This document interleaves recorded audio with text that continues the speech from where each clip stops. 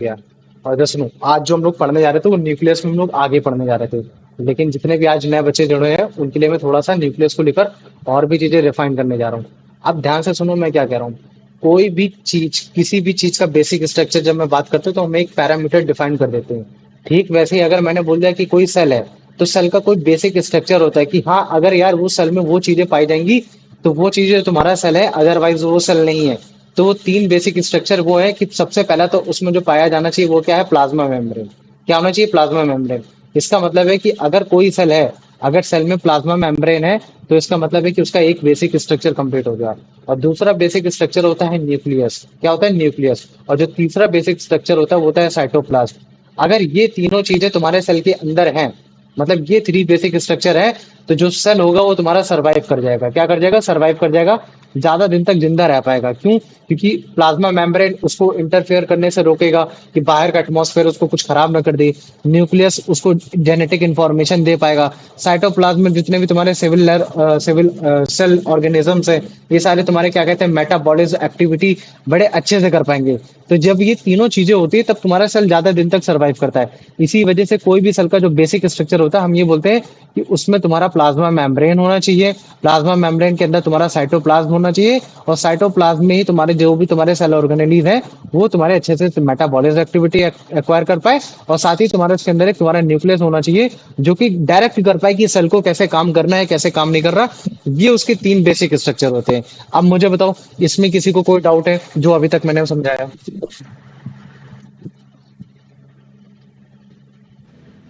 किसी को कोई डाउट नहीं भैया। नहीं है ना? नहीं तो भैया। देखो हमारा जो टारगेट चल रहा था, सबसे पहले हमने प्लाज्मा मेम्ब्रेन कंप्लीट कर लिया। प्लाज्मा मेम्ब्रेन हमने एनिमल का भी पढ़ लिया, और तुम्हारा प्लाज्मा मेम्ब्रेन हमने प्लांट का भी पढ़ लिया, जिसमें तुम्हारा प्लाज्मोलाइज, तुम्हारा क्या कहते हैं, ह्यूमियोलाइज्ड, सारे तरीके से पढ़ लिया कि अगर प्लाज्मा मेम्ब्रेन के अंदर तुम्हारा डिफ्यूजन होगा या ऑस्मोसिस होगा, ये हमने सारी चीजें कवर कर ली। फिर उसके बाद जो हमारी मतलब क्या कहते हैं सुई आके अटकी है, वो तुम्हारी कहाँ अटकी, अटकी तुम्हारी न्यूक्लियस पे अटकी है।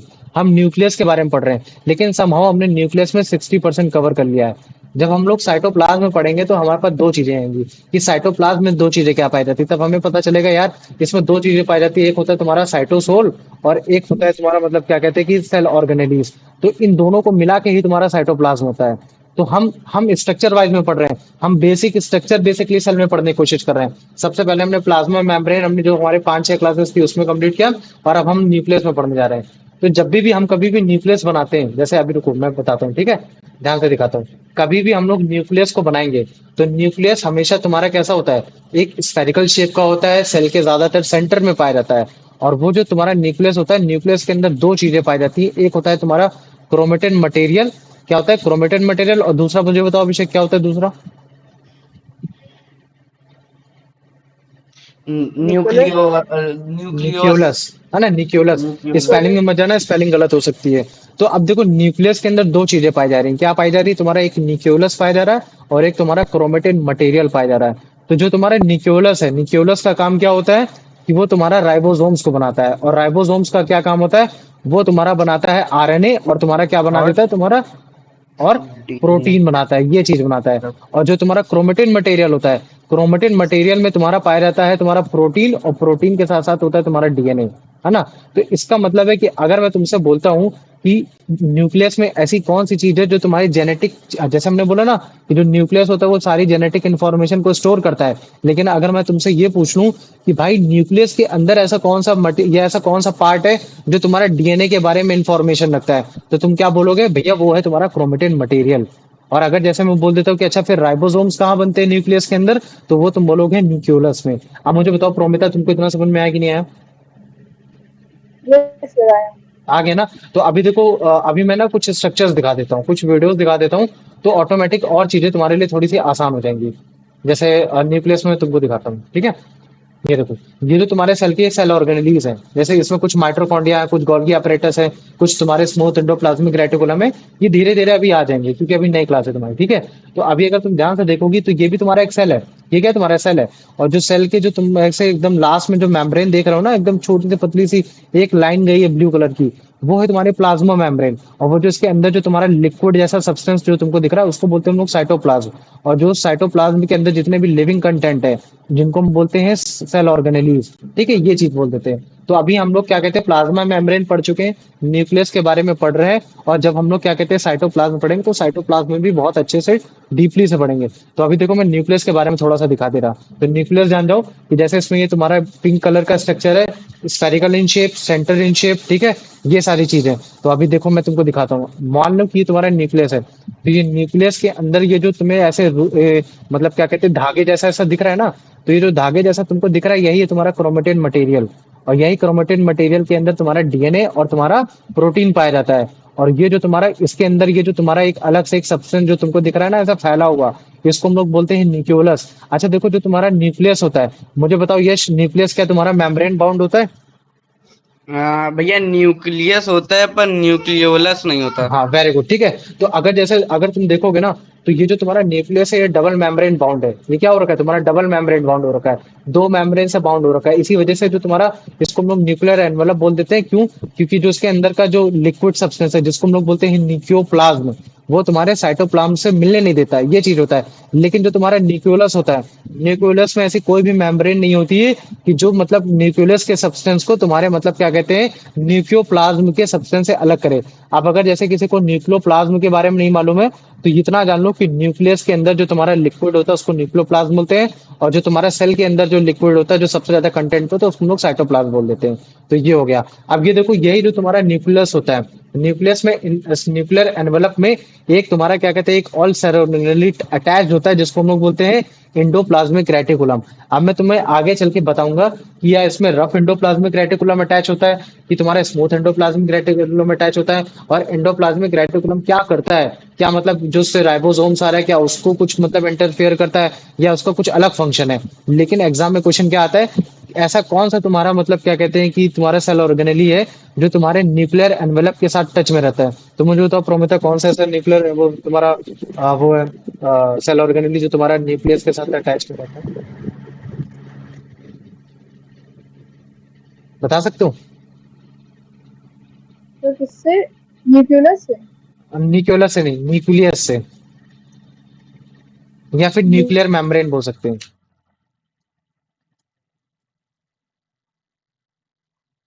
ठीक है, हाँ अब बताओ। मैं ये कह रहा हूँ कि ऐसा कौन सा मतलब क्या कहते हैं कि तुम्हारा सेल ऑर्गेनेली है जो तुम्हारा न्यूक्लियर एनवेलप के साथ टच में रहता है। अगर जैसे मैं बनाने की कोशिश करूँ, दिखाने की कोशिश करूँ, तो ये देखो तुम्हारा ये सेल, और ये तुम्हारा क्या है सेल है, ये प्रॉपर तुम्हारा क्या पूरा सेल है, और सेल के अंदर ही तुम्हारा पाया जा रहा है एक न्यूक्लियस जिस समय रेड कलर रखा हो गया। तो अगर तुमको मैं ध्यान से दिखाने की कोशिश करूँ तो तुम्हें काफी सारे तुमको रिबन रिबन टाइप की चीजें दिख रही होंगी, लेकिन इनमें से कोई एक ऐसा सेल ऑर्गेनेली है जो तुम्हारा न्यूक्लियस के साथ टच में है। और न्यूक्लियस के किस चीज के साथ टच में है? वो है तुम्हारा न्यूक्लियर मेम्ब्रेन के साथ टच में, जिसको हम लोग काफी बार न्यूक्लियर एनवलप भी बोल देते हैं। तो वो ऐसा कौन सा सेल ऑर्गेनेली है जो तुम्हारे न्यूक्लियस के साथ टच में? वो है तुम्हारा एंडोप्लाज्मिक रेटिकुलम। अच्छा मुझे ये बताओ, मतलब अगर जैसे मैं कुछ सेल ऑर्गेनेलीज के नाम लेता हूँ, endoplasmic reticulum, Golgi apparatus, mitochondria, या फिर राइबोसोम्स, लाइसोसोम्स, डब्ल्यूबीसी, तो इस तरीके के कुछ वर्ड आते हैं, समझ में आ रहे हैं कुछ? कभी पढ़ा था इसके बारे में? आवाज आ रही मेरी? हाँ सर, सुना। हाँ हाँ। सुन हाँ सुना है हाँ सर, ना? भैया। सुना है। हाँ तो कोई बात नहीं, धीरे धीरे आ जाएगा, इसकी दिक्कत मत लेना, ठीक है। तो अभी देखो अगर मैं जैसे आपको दिखाने की कोशिश करता हूँ, ठीक है, जैसे मान लो कि ये क्या है, ये तुम्हारा एक न्यूक्लियस है जो तुम्हारे सेल के अंदर पाया जाता है। तो ये जो न्यूक्लियस के अंदर ये जो तुम मतलब ऐसे करके जो तुम रिबन लाइक स्ट्रक्चर्स देख रहे हो ना, कि मतलब ये चारों तरफ ऐसे धागे जैसा फैला हुआ है, इसी को हम लोग बोल देते हैं क्रोमेटिन। क्या बोलते थे इसको? क्रोमेटिन बोल देते हैं। और ये जो तुम इस तरीके से देखोगे ना, ये जो एक अलग से इससे बाहर निकला हुआ है न्यूक्लियस से बाहर, ऐसे मतलब क्या कहते हैं एक अलग सी चीज दिख रही है ना, मतलब कुछ ऐसे ऐसे बन रखा है। तो ये भी तुम्हारा एक सेल ऑर्गेनेली है, और वो जो सेल ऑर्गेनेली है वो तुम्हारा क्या है, एंडोप्लाज्मिक रेटिकुलम। और एंडोप्लाज्मिक रेटिकुलम में ये सिस्टर्ने क्या होता है ये उसके बारे में बाद में बताऊंगा। और ये देखो जो उसके अंदर ये जो तुम एक सब्सटेंस देख रहे हो गोल सा, है ना, जिसमें कोई भी मतलब क्या कहते हैं कोई भी मेम्ब्रेन नहीं है, उसको बोलते हैं न्यूक्लियस बोलते हैं। तो न्यूक्लियस में काम क्या होता है, तुम्हारा बनता है तुम्हारा प्रोटीन बनता है और राइबोसोम्स बनता है, और जो तुम्हारा क्रोमेटिन मटेरियल होता है उसमें बनता है तुम्हारा मतलब क्या कहते हैं कि डीएनए बनता है और तुम्हारा प्रोटीन बनता है। ये सारे काम में आता है, धीरे धीरे सारी चीजें आ जाएंगी। अब ये बोला जाएगा कि यार भैया आप तो आपने बोला था कि जो न्यूक्लियस होता है, न्यूक्लियस तो डबल मेम्ब्रेन बाउंड होता है, अंदर न्यूक्लियोप्लाज्म होता है, तो फिर ये जो मटेरियल है ये मटेरियल आपका शेयर कैसे होता है, मतलब अंदर का जो डीएनए है है, आरएनए है, प्रोटीन है, तो सेल इसको यूटिलाइज कैसे करता है, तो मतलब ये बाहर कैसे निकलता है न्यूक्लियस के अंदर से। तो न्यूक्लियस के अंदर से बाहर निकलने के लिए न्यूक्लियस में ऑलरेडी कहीं कई जगह छोटे छोटे पोर्स बन रखे, छेद बन रखे हैं, और उन पोर्स को बोला जाता है न्यूक्लियर पोर्स, न्यूक्लियर पोर्स। तो वो जो पोर होते हैं, उन पोर के थ्रू जो सेल, जो साइटोप्लाज्म का मटेरियल है, वो तुम्हारा मतलब क्या कहते हैं कि उसके अंदर आता है, न्यूक्लियस के अंदर आता है, और जो न्यूक्लियस का मटेरियल है वो तुम्हारा साइटोप्लाज्म में हो जाता है। अब मुझे बताओ, इतना समझ में आ गया? Yes sir. आ गया ना? तो अभी देखो मैं कुछ चीजें और दिखा देता हूँ ताकि और थोड़ा समझ में आ जाए। जैसे ये देखो, ये क्या है, ये प्लांट सेल है ना? ये प्लांट सेल है, और प्लांट सेल में जो तुम्हारा न्यूक्लियस है, वो तुम्हारा न्यूक्लियस ये है। ये क्या है? ये तुम्हारा न्यूक्लियस जो नीले रंग का दिख रहा है ना? ये जो नीले रंग का दिख रहा है, ये तुम्हारा न्यूक्लियस है।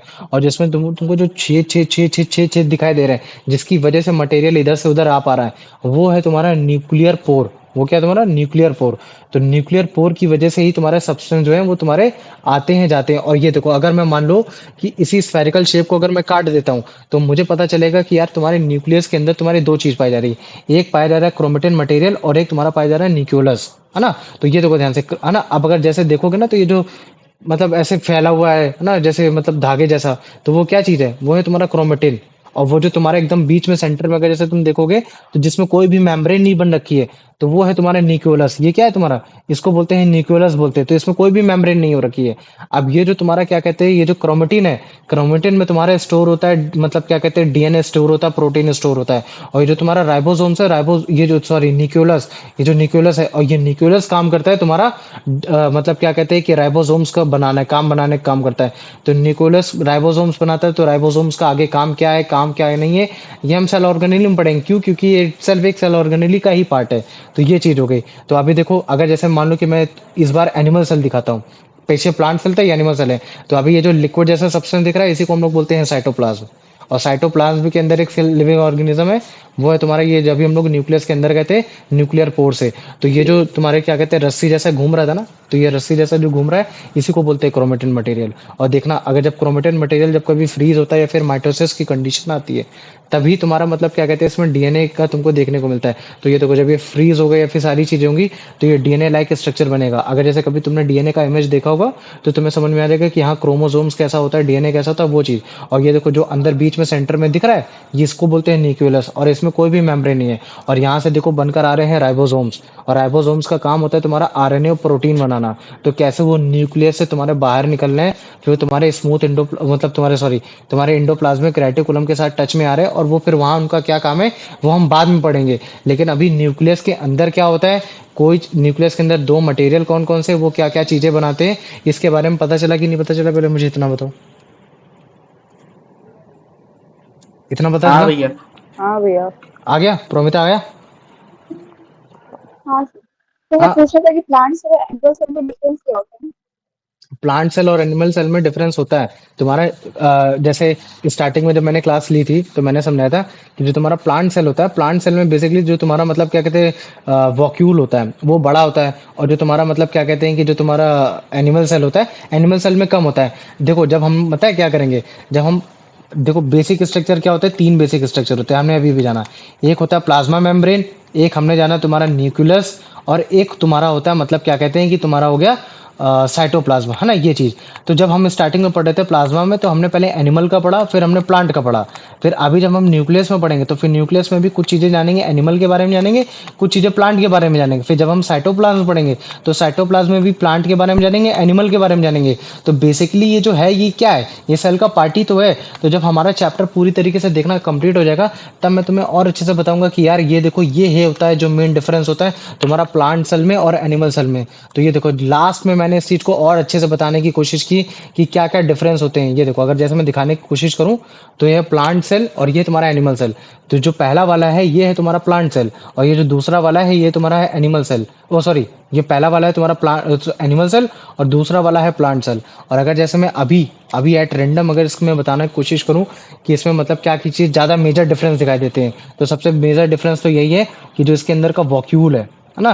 जो तुम्हारा अभी वॉक्यूल का काम बताऊंगा क्या काम में आता है, क्या वो तुम्हारा वेस्टेज स्टोर करने में काम आता है, या फिर वो तुम्हारा फूड भी स्टोर करता है। तो इसमें अगर तुम देखोगे प्लांट सेल में, तो वो तुम्हारा कितना बड़ा वैक्यूल है। लेकिन अगर जैसे मान लो कि मैं इसकी बात कर देता हूँ, कि मतलब एनिमल सेल की बात कर देता हूँ, तो एनिमल सेल में तुम्हारे जो वेसिकल्स बन रखे हैं, या फिर जो तुम्हारे मतलब क्या कहते हैं जो वॉक्यूल है, वो बहुत छोटा है। तो ये क्या चीजें हैं क्या चीजें नहीं है, हम उनके बारे में और अच्छे से भी जानेंगे। तो प्लांट सेल और एनिमल सेल में हम डिफरेंस तभी अच्छे से बता सकते हैं जब हमें बेसिक स्ट्रक्चर सबके बारे में मालूम होगा, प्लाज्मा मेम्ब्रेन का प्लांट और एनिमल का, और न्यूक्लियस में प्लांट एंड एनिमल का, और तुम्हारा मतलब क्या कहते हैं साइटोप्लाज्म प्लांट एंड एनिमल का। अभी मुझे बताओ, क्यूरियोसिटी थोड़ी खत्म हुई कि नहीं हुई, हल्की फुल्की Yes, sir. हुई? चलो ठीक है। अभी आज का जो हमारा टारगेट था, बेसिकली आज का जो हमारा थोड़ा सा छोटा सा टारगेट था, वो ये था कि चलो भैया हमने ये चीज़ जान लिया कि हाँ जो आपका मतलब क्या कहते हैं सेल होता है, जैसे मैं मान लो कि मैंने ये क्या बना दिया है, सेल बना दिया है ना। अब ये जो सेल होता है, सेल में प्लाज्मा मेम्ब्रेन होता है, ये एक मान लो कि मैंने प्लाज्मा मेम्ब्रेन बना दी, ठीक। और यही प्लाज्मा मेम्ब्रेन के अंदर आपका मतलब क्या कहते हैं साइटोप्लाज्म, और साइटोप्लाज्म के अंदर आपका होता है न्यूक्लियस होता है। और आपने भैया अभी हमको बता दिया कि न्यूक्लियस के अंदर दो चीज़ें तो पाई जाती हैं। हाँ बोलो बोलो, पूछो तो पूछो। प्लाज्मा मेम्ब्रेन को ही सेल मेम्ब्रेन कहते हैं ना? प्लाज्मा मेम्ब्रेन को ही सेल मेम्ब्रेन बोलते हैं, वेरी गुड। इसमें कोई डिफरेंस नहीं है, ठीक है ना, इस चीज को जान लेना, इसमें कोई भी डिफरेंस नहीं है। प्लाज्मा मेम्ब्रेन को भी सेल मेम्ब्रेन बोल सकते हैं, लेकिन जो प्लांट सेल होता है, प्लांट सेल में तुम्हारा एक सेल वॉल भी होता है। क्या होता है? सेल वॉल, है ना। तो ये देखो, जो ज्यादातर हम लोग सेल मेम्ब्रेन बोलते हैं ना, सेल मेम्ब्रेन हम वहां भी ज्यादा इस्तेमाल करते हैं जो तुम्हारे सेल ऑर्गेनेलीज होते हैं, जैसे माइटोकॉन्ड्रिया हो गया, राइबोसोम्स हो गया, लाइसोसोम्स हो गया, ये सब हो गए। जब कभी उनमें मेम्ब्रेन होती है ऊपर, तो हम उनको बोल देते हैं सेल मेम्ब्रेन, हम ज़्यादातर वहाँ प्रेफरेंस लेने की कोशिश करते हैं। या अदरवाइज हम जो प्लाज्मा मेम्ब्रेन बोलते हैं, वो प्लाज्मा मेम्ब्रेन बेसिकली सेल की आउटर लेयर को ही बोलते हैं, लेकिन प्लाज्मा मेम्ब्रेन को हम लोग सेल की ऑर्गेनेली की मेम्ब्रेन को नहीं बोल सकते। इतना डिफरेंस समझ में आया कि नहीं आया, पहले मुझे ये बताओ। Yes, sir. है ना, मतलब प्लाज्मा मेम्ब्रेन सेल की आउटर लेयर को बोल सकते हैं, लेकिन प्लाज्मा मेम्ब्रेन सेल ऑर्गेनेलीज की आउटर लेयर को नहीं बोल सकते। और जो तुम्हारा सेल मेम्ब्रेन है, वो तुम्हारा प्लाज्मा मतलब सेल मेम्ब्रेन जो है, वो तुम्हारा सेल ऑर्गेनेली की आउटर मेम्ब्रेन भी बोल सकते हैं, और तुम्हारे सेल की भी आउटर मेम्ब्रेन बोल सकते हैं। आना समझ में आ गया कि नहीं आ गया, पहले मुझे इतना बताओ। आ गया? Yes, sir. आ गया। तो अभी देखो, न्यूक्लियस के अंदर हमें दो चीज पता चली। क्या पता चली? कि एक तुम्हारा होता है क्रोमेटिन मटेरियल, और एक क्या होता है, कोई भी बोलते रहे, ऐसा जरूरी नहीं कि वही बोलेगी। Nucleus. हाँ, Nucleus. निक्योलस। क्या होता है? निक्योलस। इस चीज को याद रख लेना, मेरी स्पेलिंग बहुत मिस्टेक होती है, उस पर ध्यान देना, ठीक है। निक्योलस। तो याद रखो, हमने क्या बताया कि तुम्हारा जो न्यूक्लियस होता है वो तुम्हारा राइबोसोम्स बनाता है और प्रोटीन बनाता है। और हमने ये जान लिया था कि क्रोमेटिन मटेरियल में क्या होता है, कि क्रोमेटिन मटेरियल में तुम्हारा डीएनए बनता है, और डीएनए बनने के साथ साथ तुम्हारा और क्या बनता है, मुझे बताओ। तुम्हारा बनता है, क्या कहते हैं कि तुम्हारा प्रोटीन बनता है। Protein. तो ये बेसिकली डीएनए है क्या? डीएनए हम बोल देते हैं कि जेनेटिक इंफॉर्मेशन रखता है, ये सारी चीजें रखता है। बेसिकली इसका फंडा क्या है, इसमें क्या चीजें समझ में आ रही हैं, क्या चीजें नहीं समझ में आ रही, तो उसके बारे में जानते हैं। तो देखो, जो इसमें न्यूक्लियस के अंदर जो तुम्हारा मतलब क्या कहते हैं थ्रेड लाइक स्ट्रक्चर जो होता है, उसको हम बोलते हैं क्रोमेटिन मटेरियल, है ना। जैसे मैं बोल देता हूँ कि जो थ्रेड लाइक स्ट्रक्चर है, जो तुम्हारा क्रोमेटिन मटेरियल है, तो उसको क्या बोलेंगे, थ्रेड लाइक स्ट्रक्चर को, उसको बोलते हैं क्रोमेटिन मटेरियल। तो जब कभी भी तुम्हारी माइटोसिस की कंडीशन आती है, मतलब जब कभी भी तुम्हारा सेल डिवाइड होता है, तो वो क्या करता है कि वो तुम्हारा क्रोमोसोम्स बनता है उसमें। तो क्रोमोसोम्स का जो स्ट्रक्चर होता है, वो क्रोमोसोम्स का स्ट्रक्चर कुछ ऐसा स्ट्रक्चर होता है। तो अभी मैं तुमको बताने की कोशिश करूंगा कि इसमें सेंट्रोसोम क्या होता है तुम्हारा, है ना, ये सारी चीजें क्या होता है। तो ये चीजें हो गया। तो अगर मैं बोलता हूँ कि तुम्हारा क्रोमोसोम्स कहाँ पाया जाता है, तो बड़े आसानी से बोलोगे सर वो क्रोमेटिन मटेरियल में पाया जाता है। इतना याद हो जाएगा कि नहीं याद हो जाएगा, पहले मुझे ये बताओ। Yes. So वो mitosis को थोड़ा define करिए. माइटोसिस मतलब एक ऐसी कंडीशन होती है जब सेल डिवाइड करता है अपने आप को। जैसे मान लो कि पेरेंट सेल है, उसने बोला कि यार अब ना, अब हम बड़े हो गए, अब हमको अपना बच्चा दे देना चाहिए, या फिर इसको डिवाइड कर देना चाहिए। तो अगर कल को सेल अगर यही डिवाइड हो जाता है, दो चीज हो जाता है, तो इस कंडीशन को हम लोग बोल देते हैं माइटोसिस कंडीशन। समझ में आ गया अब? Yes. आ गया ना। तो याद रख लेना, जो तुम्हारा थ्रेड लाइक स्ट्रक्चर होता है, वही होता है तुम्हारा क्रोमोसोम्स, और वो तुम्हारा कहाँ पाया जाता है, न्यूक्लियस के अंदर पाया जाता है। और ये क्रोमोसोम्स, है ना, ऐसे तो हम लोग क्रोमेटिन मटेरियल बोलते हैं उस चीज को, थ्रेड लाइक स्ट्रक्चर को।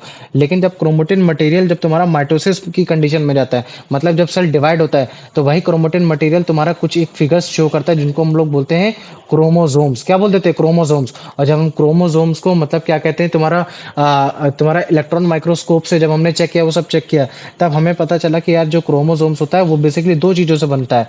वो होता है तुम्हारा डीएनए, और एक होता है तुम्हारा हिस्टीन, या हिस्टीन बोल सकते हैं या हिस्टोन्स भी बोल सकते हैं। तो जो हिस्टोन होता है बेसिकली कुछ और नहीं, वो प्रोटीन ही होता है, मतलब प्रोटीन का एक नाम है। तो मतलब क्रोमोसोम्स किस चीज से बना होता है तुम्हारा, एक डीएनए से और एक तुम्हारा हिस्टोन से। अब इतना समझ में आ गया कि नहीं आ गया, पहले मुझे ये बताओ। Yes. आया? आ गया। तो अभी देखो, एक चीज दिखाते हैं, छोटी सी एक चीज दिखाते हैं, ऑटोमेटिक थोड़ी बहुत और समझ में आ गया ना। तो ये देखो, ये क्या है, ये क्रोमोसोम्स का तुम्हारा वो है, तुम्हारा ये क्रोमोसोम है जो कि तुम्हारा क्रोमेटिन मटेरियल से बना है। अगर जैसे पुरानी वाली अगर जो वीडियो थी, अगर वो थोड़ी बहुत याद है, तो उसमें अगर तुम ध्यान से देखोगे तो जो क्रोमेटिन मटेरियल था वो क्या था?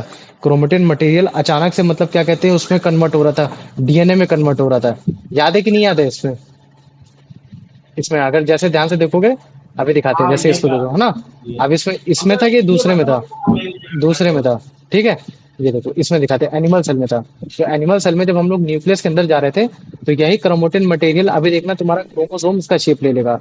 तो क्रोमोसोम्स का शेप कब लेगा? तो इस चीज को हमेशा याद रखना ना, जब वो तुम्हारा माइटोसिस की कंडीशन आती है, जब सेल डिवाइड होता है। तो ये देखो, अब ये जब सेल डिवाइड हो रहा है, तो ये क्या कर रहा है कि ये क्रोमोसोम्स का शेप ले रहा है। तो अभी मैं बताऊंगा कि क्रोमोसोम्स बनाने से इसको फायदा क्या होता है, क्या नुकसान होता है, ये सारी चीजें मैं बताऊंगा। अभी बताओ मुझे, इतना समझ में आ गया कि नहीं आ गया? पहले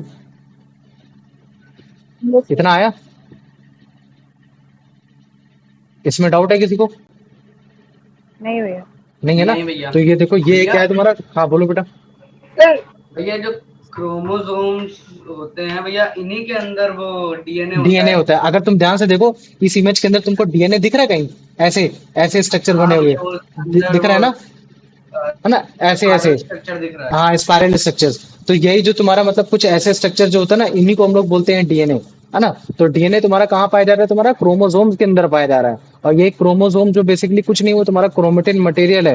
और जब क्रोमेटिन मटेरियल जब तुम्हारा डिवाइड होता है, मतलब जो सेल डिवाइड होता है, तभी तुम्हारा क्रोमोसोम्स में कन्वर्ट हो जाता है एक तरीके से, जिसमें मतलब तुम्हारा डीएनए और तुम्हारा वो होता है। हाँ पूछो, किसको क्या डाउट था?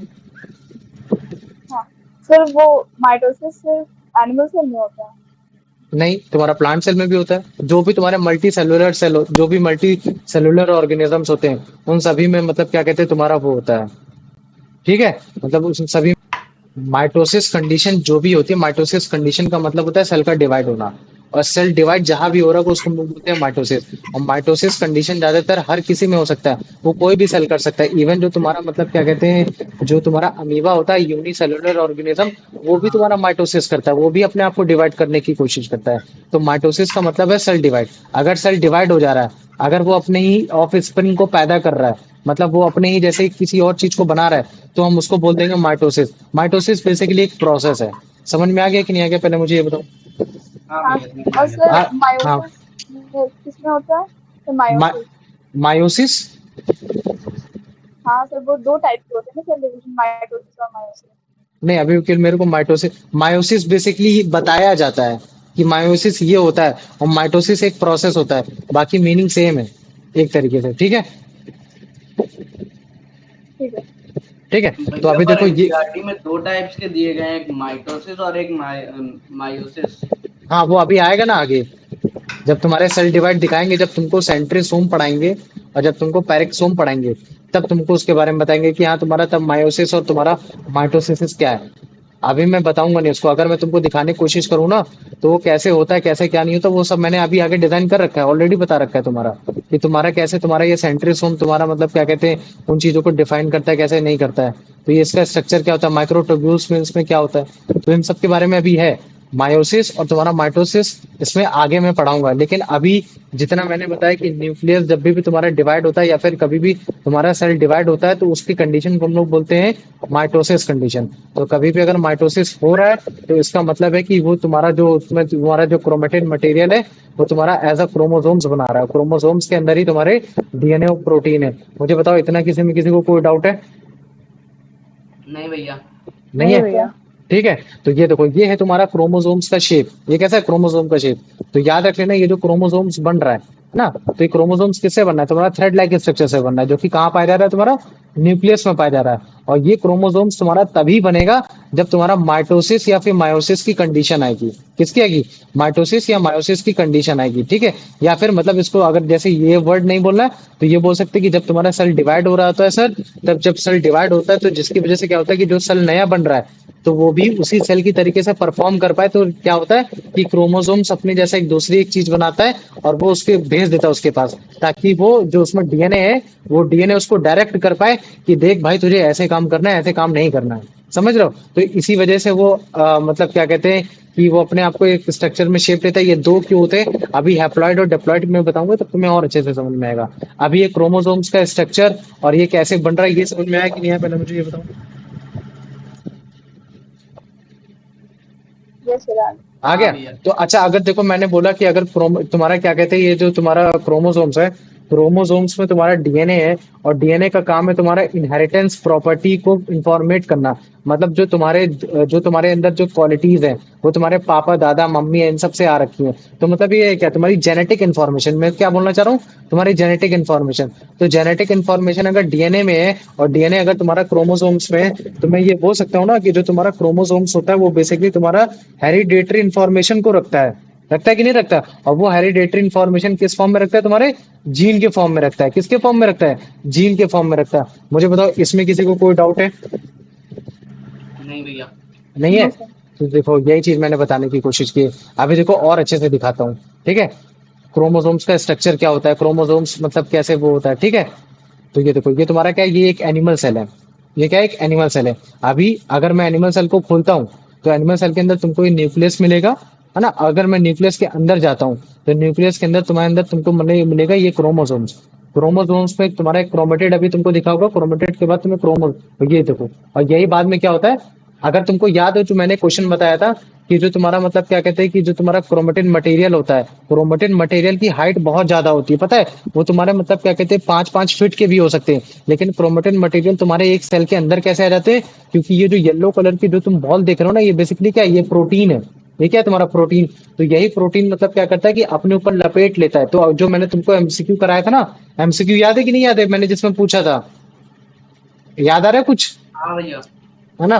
तो यही है, उस प्रोटीन में ही तुम्हारा मतलब क्या है, ये प्रोटीन में ही तुम्हारा डीएनए जो है बेसिकली, या फिर वो जो है वो ऊपर बाउंड हो रखा है, रिबाउंड हो रखा है। तो जिसकी वजह से जो उसकी लेंथ है वो कंट्रोल्ड वे में हो रखी है। वो तुम्हारे मतलब न्यूक्लियस में ही अंदर पूरे अच्छे से हो रखा है। तो ये है तुम्हारा प्रोटीन, ये मतलब क्या कहते हैं, ये तुम्हारा प्रोटीन है येलो कलर का। और उसके ऊपर जो ये लपेटा हुआ है, ये है तुम्हारा मतलब क्या कहते हैं, डीएनए है। जो कि किससे आ रहा है, तुम्हारा क्रोमोसोम से आ रहा है। किससे आ रहा है, क्रोमोसोम से आ रहा है। और ये जो तुमको ऐसे इन्हीं, और ये जो तुम्हारे डीएनए है, ये जो दो दो स्ट्रक्चर ऐसे बन रखे हैं, ये सारे जो बन रखे, ये जीन के फॉर्म में स्टोर हो रखे हैं। तो इसका जीन अलग होगा, इसका जीन अलग होगा। हो सकता हो कि इसका जीन का मतलब होगा कि तुम्हारे बच्चे के बाल हरे होंगे, इसमें होगा तुम्हारे बच्चे की आंख तुम्हारी रेड होगी, या मतलब कोई भी कलर हो सकता है। तो वो जीन स्टोर करके रखता है। तो मुझे बताओ, इतना समझ में आ गया कि नहीं आ गया? एकदम नॉर्मल सा समझाने की कोशिश की अभी।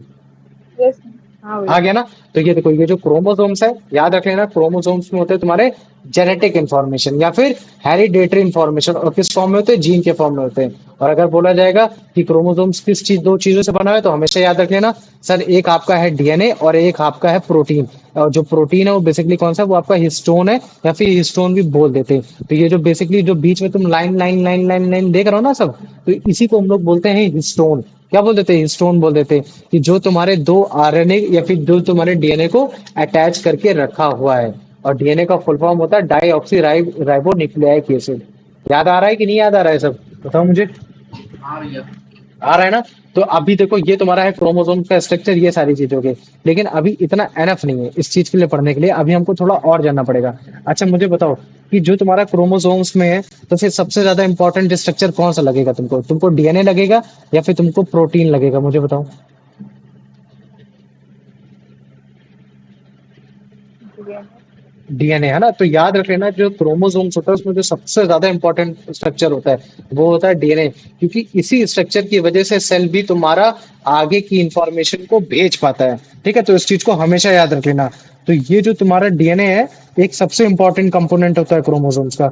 और ये जो तुम्हारा डीएनए है, और ये किस फॉर्म में स्टोर होता है, तुम्हारे जीन के फॉर्म में स्टोर होता है। कैसे होता है, तुम्हारा जीन के फॉर्म में स्टोर होता है। तो इस चीज को याद रख लेना। अब अगर जैसे मान लो कि मैं मतलब क्या कहते हैं, क्रोमोसोम्स बनाता हूँ, तो क्रोमोसोम्स में जब भी बनाऊंगा, तो बीच में तुम्हारा एक सेंटर होता है, जिसको हम लोग बोलते हैं सेंट्रोमेयर। क्या बोलते थे उसको, सेंट्रोमेयर। और सेंट्रोमेयर से ही मतलब क्या कहते हैं, तुम्हारे दो जीन आते, मतलब क्या कहते हैं, एक इस तरीके से जीन बनकर आता है, और एक इस तरीके से जीन बनकर आता है। ठीक है, तो इस चीज को याद रख लेना। तो कोई भी तुम्हारा मतलब क्या कहते हैं, क्रोमोसोम्स कैसे दिखाई देगा, कैसे दिखाई नहीं देगा, वो ज्यादातर तुम्हारे सेंट्रोसोम की मदद से होता है। जैसे मान लो कि किसी में तुम्हारा सेंट्रोसोम होगा, वो तुम्हारे सेंटर में होगा।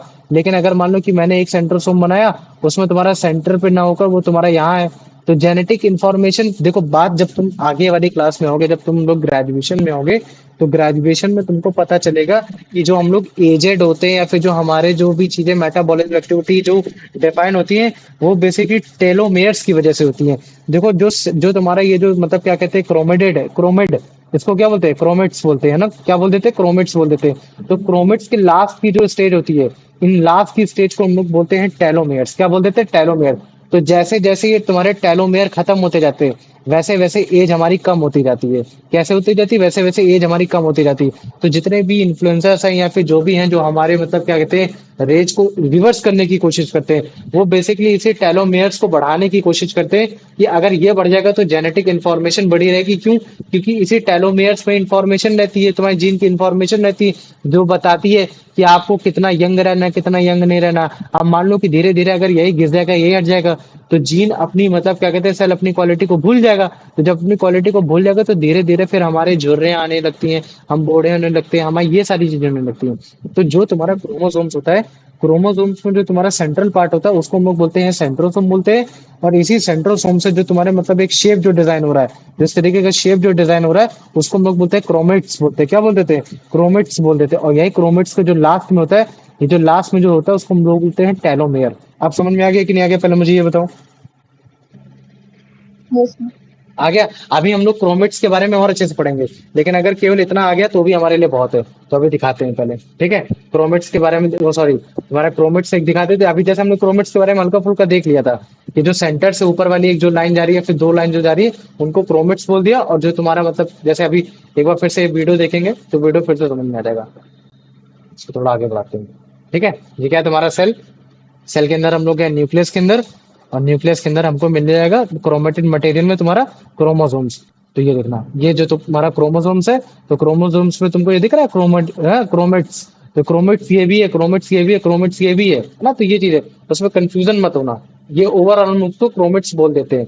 तो जो तुम्हारा सबसे इंपॉर्टेंट फंक्शन होता है या फिर जो इंपॉर्टेंट पार्ट होता है तुम्हारा किसी भी मतलब क्या कहते हैं क्रोमोसोम्स का, तो तुमको बताना है डीएनए होता है। प्रोटीन का काम होता है उसको लपेटना, ताकि वो उसकी मतलब क्या कहते हैं उसकी कैपेसिटी में वो बना रहे। ये सारी चीजें होती हैं, ठीक? तो ये जो तुम्हारा क्रोमोसोम्स होता है इसमें दो आर्म्स होते हैं। एक आर्म्स क्या होता है, एक ऊपर वाला आर्म हो गया और एक तुम्हारा नीचे आर्म हो गया। तुमको लगेगा ये लेग है, लेकिन ये बेसिकली लेग नहीं है, ये आर्म है। ये क्या है, तुम्हारा एक आर्म है। तो ये देखो, तो ये जो तुम्हारा आर्म जो बनकर आ रहा है वो कहाँ से बनकर आ रहा है, तुम्हारा सेंट्रोसोम से बनकर आ रहा है। किससे बनकर आ रहा है, सेंट्रोसोम से। तो ये जो तुम्हारा बीच में ना जो तुम्हारे दो आर्म्स हो रखे हैं, या फिर इनको भी तुम बोल सकते हो आर्म, ये जो तुम्हारा ये एक आर्म ये हो गया और एक आर्म ये हो गया। तो ये जो आर्म है जो एक्सटेंड हो रखे हैं, जो बढ़ रखे हैं, तो कहाँ से बढ़ रखे हैं, वो तुम्हारे एक सेंटर एक मिडिल बॉडी से बढ़ रखे हैं, जिसको हम लोग बोलते हैं सेंट्रोसोम। क्या बोलते हैं, सेंट्रोसोम। तो अलग अलग क्रोमोसोम्स अलग अलग शेप के कैसे हमको दिखते हैं। अगर यही सेंट्रोसोम यहाँ हो जाएगा तो क्रोमोसोम्स का शेप अलग हो जाएगा, और अगर यही चीज तुम्हारा ऊपर हो जाएगा तो इसका क्रोमोसोम्स का शेप अलग हो जाएगा। इतना समझ में आ गया कि नहीं आ गया, पहले मुझे ये बताओ। आ गया? तो अभी देखो, ये जो तुम्हारा हाँ भैया। सेंट्रोसोम होता है ना, तो यही तुम्हारा मतलब एक प्राइमरी कंस्ट्रक्शन होता है, मतलब जो बनाता है कि तुम्हारा क्रोमोसोम्स का शेप क्या होगा, उसकी पोजीशन क्या होगी, ये सब क्या होगी। और इसी के अंदर होता है तुम्हारा टेलोमेयर, जो कि तुम्हारे एकदम लास्ट एंड में पाया जाता है। किसमें पाया जाता है, एकदम लास्ट एंड में पाया जाता है। और यही लास्ट एंड तुम्हारा जब तुम्हारा मतलब क्या कहते हैं तुम्हारा घिसता है या फिर टाइम के साथ मतलब वो डिसॉल्व होता रहता है, ये सारी चीजें रहती है। तो बाद में फिर हमारा जीन चेंज होता रहता है, ये सारी चीजें होती हैं। तो जो तुम्हारा क्रोमोसोम्स की एक्सट्रीमिटीज है, मतलब जो लास्ट में पाया जा रहा है या फिर जो टर्मिनल में पाया जा रहा है, जो टर्मिनल रीजन में पाया जा रहा है, तो हम लोग उसको बोलते हैं टेलोमियर्स। अब मुझे बताओ, इसमें किसी को कोई डाउट है? नहीं भैया। नहीं डाउट है ना? तो अभी देखो मैं ये क्या कहते हैं कि अगर जैसे इसको अभी इसको हटाओ रहने दो, हाँ ठीक है। अभी मैं डिफाइन करता हूँ तुम्हारा क्रोमेट्स के बारे में डिफाइन कर देता हूँ। किसके बारे में डिफाइन कर देता हूँ, तो क्रोमेट्स के बारे में। देखो, जब सेल डिवाइड नहीं होता, जब सेल डिवाइड नहीं होता, जैसे मान लो कि मैंने क्या बोल दिया, ये सेल है, सेल के अंदर न्यूक्लियस है, न्यूक्लियस के अंदर तुम्हारा क्रोमेटेड मटेरियल है, और क्रोमेटेड न्यूक्लियस है, न्यूक्लियस के अंदर क्रोमेटेड मटेरियल है, और उसमें क्रोमेटेड मटेरियल में तुम्हारे मतलब क्या कहते हैं क्रोमोसोम्स है। लेकिन जब उस समय जो तुम्हारा क्रोमोसोम्स होगा, उसका जो स्ट्रक्चर होगा वो कुछ ऐसा होगा। कैसा होगा, तुम्हारा इस तरीके का स्ट्रक्चर होगा, मतलब सेंट्रोसोम एक होगा और तुम्हारे आर्म दो होंगे, ऐसा होगा।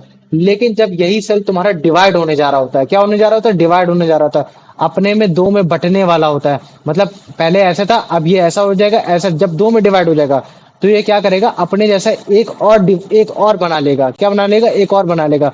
तो इससे फायदा क्या होगा कि देखो, इस जो क्रोमेट है, इसमें तुम्हारा मतलब क्या कहते हैं जीन है, इसमें भी तुम्हारा जीन है, तो ये अपने जैसा ही जीन एक और बना लेता है, अपने जैसा एक जीन और बना लेता है। तो तो इससे फायदा क्या होगा कि जब तुम्हारा सेल डिवाइड होगा तो इसके अंदर भी तुम्हारा एक ऐसे फंक्शन आ जाएगा और इसके अंदर भी तुम्हारा एक ऐसा ही न्यूक्लियस के अंदर तुम्हारा एक ऐसा ही तुम्हारा क्रोमेटिड आ जाएगा। तो उससे बात उससे फायदा क्या होगा कि उससे फायदा ये होगा कि जो इन्फॉर्मेशन जो इसमें थी, जो इन्फॉर्मेशन जो पहले वाले सेल में थी, वही इन्फॉर्मेशन बाद में क्या कहते हैं इस सेल में भी होगी और दूसरे वाले सेल में भी होगी। तो जिससे तुम्हारा मतलब क्या कहते हैं सेल बड़े अच्छे से फॉर्मेशन में काम कर पा रहा होता है। तो ये होता है तुम्हारा मतलब कैसे क्या कहते हैं तुम्हारा सेल डिवाइड होता है। सेल डिवाइड होने पे कैसे तुम्हारा क्रोमोसोम से एक तरीके से अपने आप को डुप्लीकेट करने की कोशिश करता है और डुप्लीकेट करने के बाद वो फिर से कैसे वो सिंगल सिंगल में डिवाइड हो जाता है। आप मुझे बताओ ये चीज समझ में आई कि नहीं आई, पहले मुझे ये बताओ। yes, आ गए ना। तो देखो जब सेल डिवाइड हो रहा होता है, जब सेल डिवाइड हो, जैसे मान लो कि तुम सेल है, सेल के अंदर गए, क्रोमेटेड मटेरियल देखा, क्रोमेटेड मटेरियल, अब वो सेल डिवाइड होने वाला है। तो सेल ने क्या किया, अपने ही जैसा एक अपना एक अलग बना दिया, क्रोमेटेड मटेरियल बना दिया। तो जब कभी भी सेल डिवाइड होने से पहले पहले कभी भी अगर क्रोमोसोम्स की दो कॉपी बन जाती हैं, मतलब जैसे एक कॉपी ये हो गई, दूसरी कॉपी ये हो गई, तो अगर कभी भी दो कॉपी बन जाती हैं तो हम लोग उसको बोल देते हैं सिस्टर क्रोमेटिड्स। क्या बोल देते हैं उसको? सिस्टर क्रोमोटिड्स। मतलब कि एक वही सिस्टर है, मतलब क्या कहते हैं एकदम वैसी ही दिख रही है, मतलब उसी की बहन होगी या फिर मतलब या उसी की मतलब क्या कहते हैं डॉटर, एक तरीके से वो होगी। मुझे ये बताओ, सिस्टर बोला जाता है बेसिकली। आप मुझे बताओ इतना समझ में आ गया कि नहीं आ गया? मतलब उसने अपने yes. जैसे बनाने की सर कोशिश की। हाँ बोलो, पूछो। सर वो हमारी बुक में माइटोसिस में ऐसा लिखा था कि मदर सेल होता है और डॉटर सेल होता है। हाँ अभी बता रहे ना, मदर सेल कौन से, बताओ। मदर से जो तुम्हारा मदर सेल है वो तुम्हारा ये वाला होगा या फिर जो मदर सेल है या फिर ये वाले होंगे, ऊपर वाला होगा या नीचे वाला होगा? फिर ऊपर वाला ऊपर ऊपर वाला। वाला होगा ना। तो जो ऊपर वाला सेल होता है, जब ऊपर वाला सेल जो है, जब वो मतलब क्या कहते हैं रेप्लिकेट करता है, मतलब क्रोमेटिड्स को रेप्लिकेट करता है, तो जो रेप्लिकेट में जो डीएनए जो क्रोमेटिड रेप्लिकेट हुए उनको हम लोग बोलते हैं सिस्टर। क्या बोलते थे? सिस्टर। लेकिन जब वही मतलब क्या कहते हैं सेल जब पूरी तरीके से डिवाइड हो जाता है और जब वो क्रोमेटिड अपने अलग अलग में डिवाइड हो जाता है तो हम इस तरीके के क्रोमेटिड्स को बोलते हैं फिर डॉटर क्रोमेटिड्स बोल देते हैं। क्या बोल देते हैं उनको? Daughter chromatids. अब मुझे बताओ इसमें किसी को कोई डाउट? तो जो तुम्हारा सिस्टर क्रोमेटिड है वो तुम्हारा पेरेंट सेल में दिखाई देगा और जो तुम्हारा डॉटर क्रोमेटिड्स है वो तुम्हारा मतलब क्या कहते हैं न्यू सेल में दिखाई देगा। और जो तुम्हारा सिस्टर क्रोमेटिड्स होगा वो तुम्हारा मतलब क्या कहते हैं उसमें जो तुम्हारा वो होगा जो क्रोमेटिड्स होगा वो टोटल नंबर ऑफ दो होंगे, मतलब एक ये आम होगी और एक ये आम होगी। लेकिन जो मतलब क्या कहते हैं जो तुम्हारा डॉटर क्रोमेटिड्स होगा उसमें मतलब क्या कहते हैं सिंगल उसमें होगा। अब मुझे बताओ इसमें किसी को कोई डाउट है? No sir. नहीं है ना। तो अभी जब मैं तुमको नहीं स्ट्रक्चर दिखाऊंगा तो ऑटोमेटिक और समझ में आ जाएगा। तो ये देखो क्रोमेटिड्स में क्या बेसिकली है कि जब कभी भी सेल डिवाइड होने से पहले पहले क्रोमोसोम्स क्या करता है, अपने हर डीएनए हर मॉलिक्यूल्स को क्या करता है अपने आप को रेप्लिकेट करने की कोशिश करता है प्रोटीन की मदद से। और वो प्रोटीन क्या, हिस्टोन हो गया, ये सब हो गया। तो जब भी अपने आप को डबल करने की कोशिश करता है तो वो सेंट्रीसोम से अटैच करता है, वही सेंटर वाले पार्ट से। तो ये देखो अपने आप को डबल कर दिया, अपनी दो कॉपी निकाल दिया, है ना। इस तरीके की अपनी दो कॉपी निकाल, एक ऊपर वाली एक नीचे वाली, ये चीज हो गया। तो जब इस तरीके की जब कंडीशन आती है, जब मतलब क्या होता है कि किसी भी क्रोमोसोम्स पे दो कॉपीज अटैच्ड रहती हैं एक किसी कॉमन सेंट्रोमियर से, तो हम इस तरीके के क्रोमेटिड्स को बोल देते हैं सिस्टर क्रोमेटिड्स। क्या बोलते थे? Sister chromatids. लेकिन जब वही क्रोमेटिड्स वो जो क्रोमेटिड्स होगा जो क्रोमोसोम्स होगा वो एकदम आइडेंटिकल होगा और उनमें जो जीन होगा वो भी आइडेंटिकल जीन होगा। लेकिन जब सेल तुम्हारा एकदम से डिवाइड हो गया, अब मतलब सेल डिवाइड हो गया, तो जब वो सेल डिवाइड हो जाएगा तो वो जीन क्या हो जाएगा, आधा जीन उसके पास जाएगा, आधा जीन मतलब सॉरी मतलब आधा क्रोमेटिड सब उसके पास चला गया, आधा क्रोमेटिड उसके पास चला गया। लेकिन जीन तो दोनों में सेम है ना। तो जब जीन जब दोनों में सेम हो जाएंगे तो वही जो तुम्हारा सिस्टर क्रोमेटिड्स है वो सेपरेट होने के बाद एक अलग अलग इंडिपेंडेंट तुम्हारे डॉटर क्रोमोसोम्स बना देते हैं, या फिर हम उसको बोल सकते हैं डॉटर क्रोमेटिड्स भी बोल सकते हैं। अब मुझे बताओ इसमें किसी को कोई डाउट है? अभी बताते हैं, समझाते हैं। जैसे ये देखो ये क्या है, ये तुम्हारा मतलब क्या कहते हैं जैसे मान लो अभी मैं एक स्ट्रक्चर डिजाइन, ये जब तुम्हारा ये जो पहला वाला है ना, ये पहला वाला मतलब क्या कहते हैं जब तुम्हारा सेल डिवाइड नहीं हुआ था तब ये तुम्हारा मतलब क्या कहते हैं कि ये तुम्हारा कुछ इस तरीके का दिखता था। क्या दिखता था तुम्हारा? क्रोमेटिड मटेरियल जो तुम्हारा क्रोमोसोम्स था ये तुम्हारा कुछ ऐसे दिखता था। कैसे दिखता था? ऐसे दिखता था। लेकिन अब सेल ने बोला कि भाई अब बहुत हो गया, अब अपने आप को डिवाइड करना है। तो जब उसने बोला कि अपने आप को डिवाइड करना है तो वो बोलेगा अरे भाई डिवाइड तो करेंगे लेकिन वो काम कैसे करेगा? तो वो बोलेगा कि भाई काम कर, तू अपने ही जैसा जो तेरे अंदर जो डीएनए है ना, उसको मतलब क्या कर, तू अपने आप को रेप्लिकेट कर दे, बाद में हम उसको दे देंगे तो वो हो जाएगा। तो ये देखो, जब सेल डिवाइड होने वाला होता है तो वो उससे पहले पहले वो क्या करता है कि वो अपने पहले पहले ही अपने ही जैसे वो क्रोमोस अपने ही जैसे क्रोमेटिड्स को बना देता है। तो ये देखो, इसको क्या बोल देंगे, क्रोमेटिड्स हो गया। तो बाद में जब बोलेगा कि चल भाई अब तेरे अंदर क्रोमेटिड्स मटेरियल एक्स्ट्रा हो गए, जरूरत से ज्यादा हो गए, डबल हो गए, तो अब एक काम कर, अब हम लोग डॉटर सेल बना सकते हैं। तो जैसे उसने डॉटर सेल बनाया तो एक क्रोमेटेड मटेरियल एक के पास चला गया और एक क्रोमेटेड मटेरियल दूसरे के पास चला गया। अब मुझे बताओ, इसमें किसी को कोई भी डाउट है, हल्का फुल्का जरा सा कुछ भी रह गया हो मन में?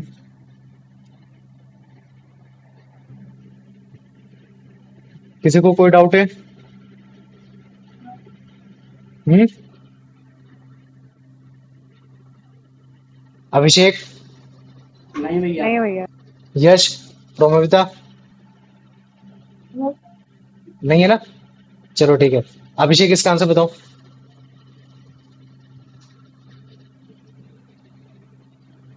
chromosomes are described as थोड़ा तेज बोलना। thread-like structure usually present in the nucleus.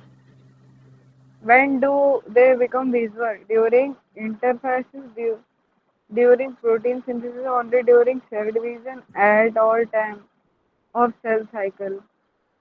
Option C.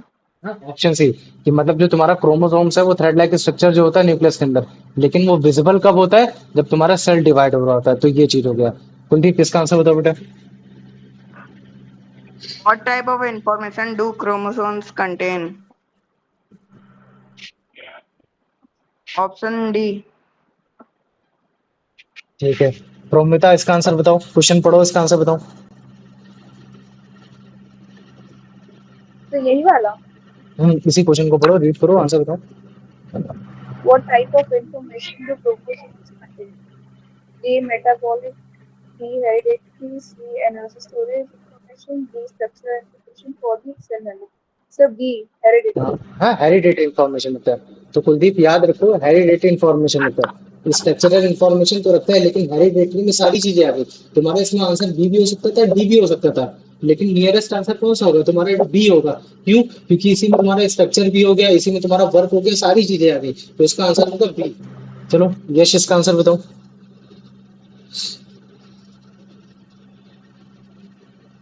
Yash,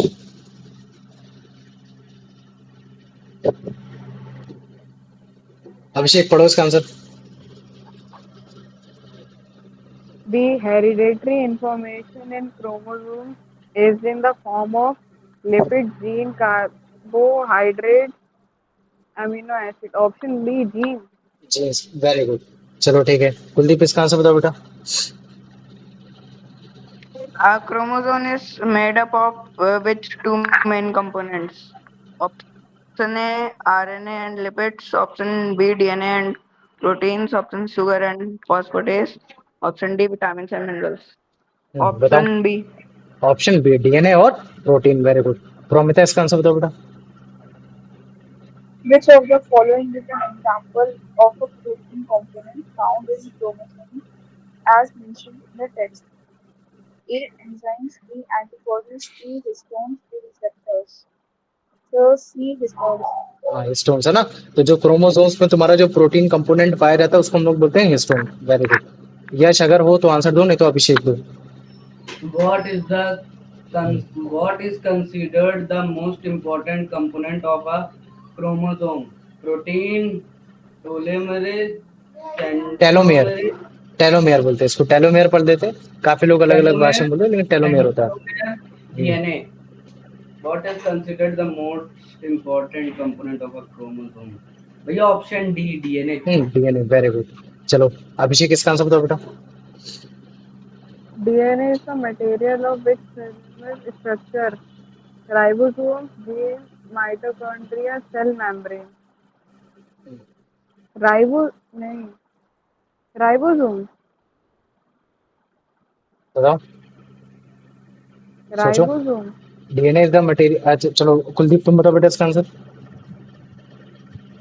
A. Option B. है ना, ऑप्शन बी है ना। राइबोसोम्स के अंदर तुम्हारा डीएनए थोड़ी ना पाया जा रहा है, उसके अंदर तो आरएनए पाया जा रहा था। याद करो, Hmm. है ना, भूल गए भैया। चलो ठीक, कोई नहीं। प्रोमेथियस का आंसर दो।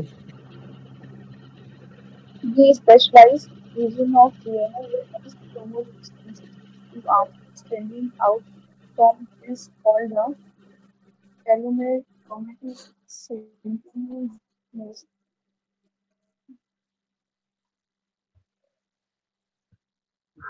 So chromatid.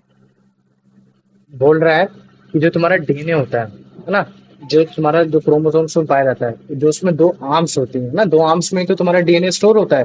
तो वो जो अच्छा दो तो आर्म्स में, सेंट्रोम में, हाँ, तो वो तुम्हारा कहाँ से निकलता है, कहाँ से एक्सटेंडिंग आउट। सेंट्रोम में। हाँ, तो वो कहा तुम्हारा सेंट्रोमेयर। इस चीज को याद है, तो इसका आंसर होगा सी। चलो यस, इसका आंसर बताओ बेटा। What is the primary function of the centromere or primary construction? To produce protein to give a particular shape to chromosome due to its position, to store genetic information to protect the end of the chromosome. भैया option B to give a particular shape to the chromosome. Very good, चलो ठीक है। यश ओ अभिषेक, इसका answer दो बेटा। Same question है, ठीक है, सेम क्वेश्चन है, ठीक है। प्राइमरी फंक्शन बताना है सेंट्रोमियर का। तो पर्टिकुलर शेप देता है क्रोमोसोम्स का और उसकी पोजीशन को डिफाइन करता है। तो हो सकता है कि जब अगर जैसे मान लो, खुद सोचो ना, फील करो। अगर जैसा मान लो कि मैं यहाँ सेंट्रोमियर बनाता हूँ, ठीक है, एक तुम्हारा क्रोमेट्स यहाँ हो गया, एक क्रोमेट्स यहाँ हो गया, एक क्रोमेट्स यहाँ हो गया, एक क्रोमेट्स तुम्हारा यहाँ हो गया, ठीक। और एक मैंने एक ऐसा बनाया तुम्हारा, एक ऐसा बना दिया तुम्हारा, ठीक है। अब देखो, जो तुम्हारा जीन स्टोर होगा वो तुम्हारा कहाँ स्टोर होता है, क्रोमेट्स में स्टोर होता है।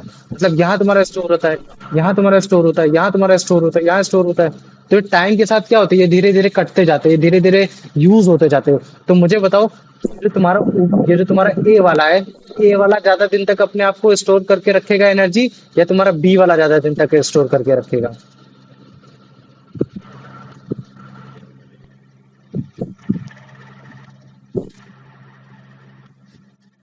तो जिसका जितना ज्यादा बड़े डीएनए होता है ना, जितना बड़ा ज्यादा स्ट्रक्चर होता है, टेलोमेयर होता है, उतना ही ज्यादा वो स्टोर करके रखेगा। तो इसके हिसाब से आंसर क्या होना चाहिए? ए होना चाहिए, ठीक है। अभिषेक, इसका आंसर दो बेटा।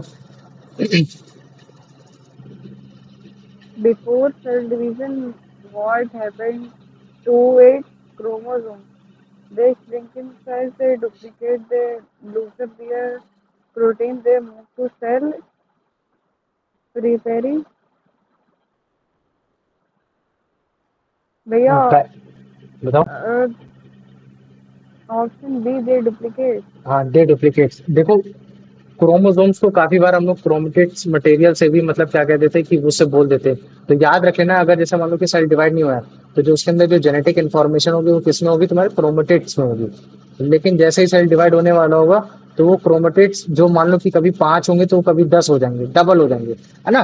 तो जो क्रोमेट जो जब डबल हो जाएंगे तब हम उसको बोलने लगेंगे क्रोमोसोम्स। तो जब वो डबल हो रहे होते हैं तभी वो इस तरीके का शेप लेते हैं, क्या लेते हैं? तभी उस तरीके का शेप लेते हैं। तो जब सेल डिवाइड होने से पहले पहले क्रोमोसोम्स या फिर क्रोमेटिड्स क्या करने की कोशिश करता है? अपने आप को डुप्लीकेट करने की कोशिश करता है। तो इसका आंसर हो जाएगा बी। चलो कुलदीप बेटा, इसका आंसर दो। When a chromosome duplicate, what does each DNA molecule of each chromosome do? It breaks down into small fragments. It make a copy of itself. It reform into RNA. It merges with other chromosome.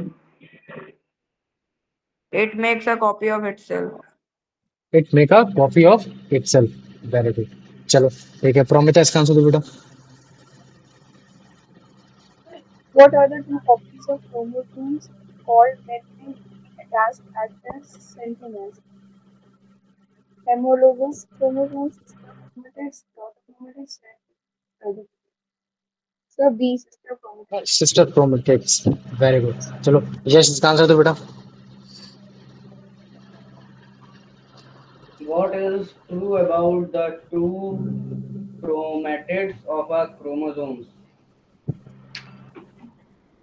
They are identical and identical genes with identical genes. They are different with different genes. One is identical and one another is different. They contains no genes. Yeah, option B. They are different with different genes. अच्छा, तो chromatids, अच्छा वो तुम बताओ अभिषेक, इसका answer, question पढ़ो, answer बताओ।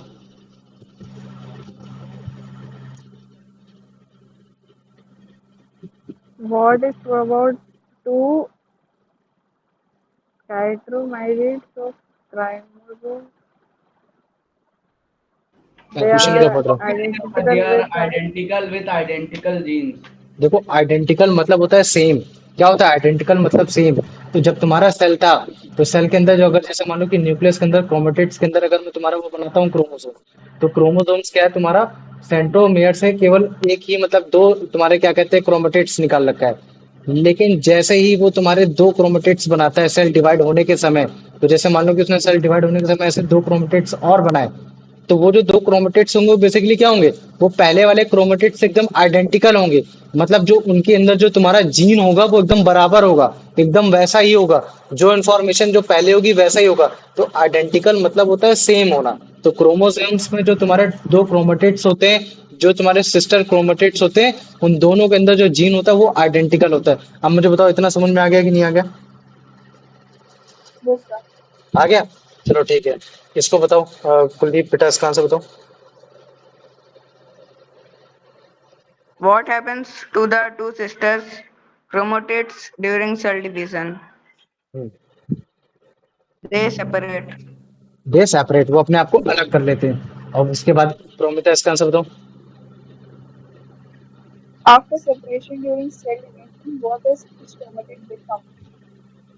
An independent duplicate chromosome, an independent daughter chromosome, a sister chromatid, primary acid.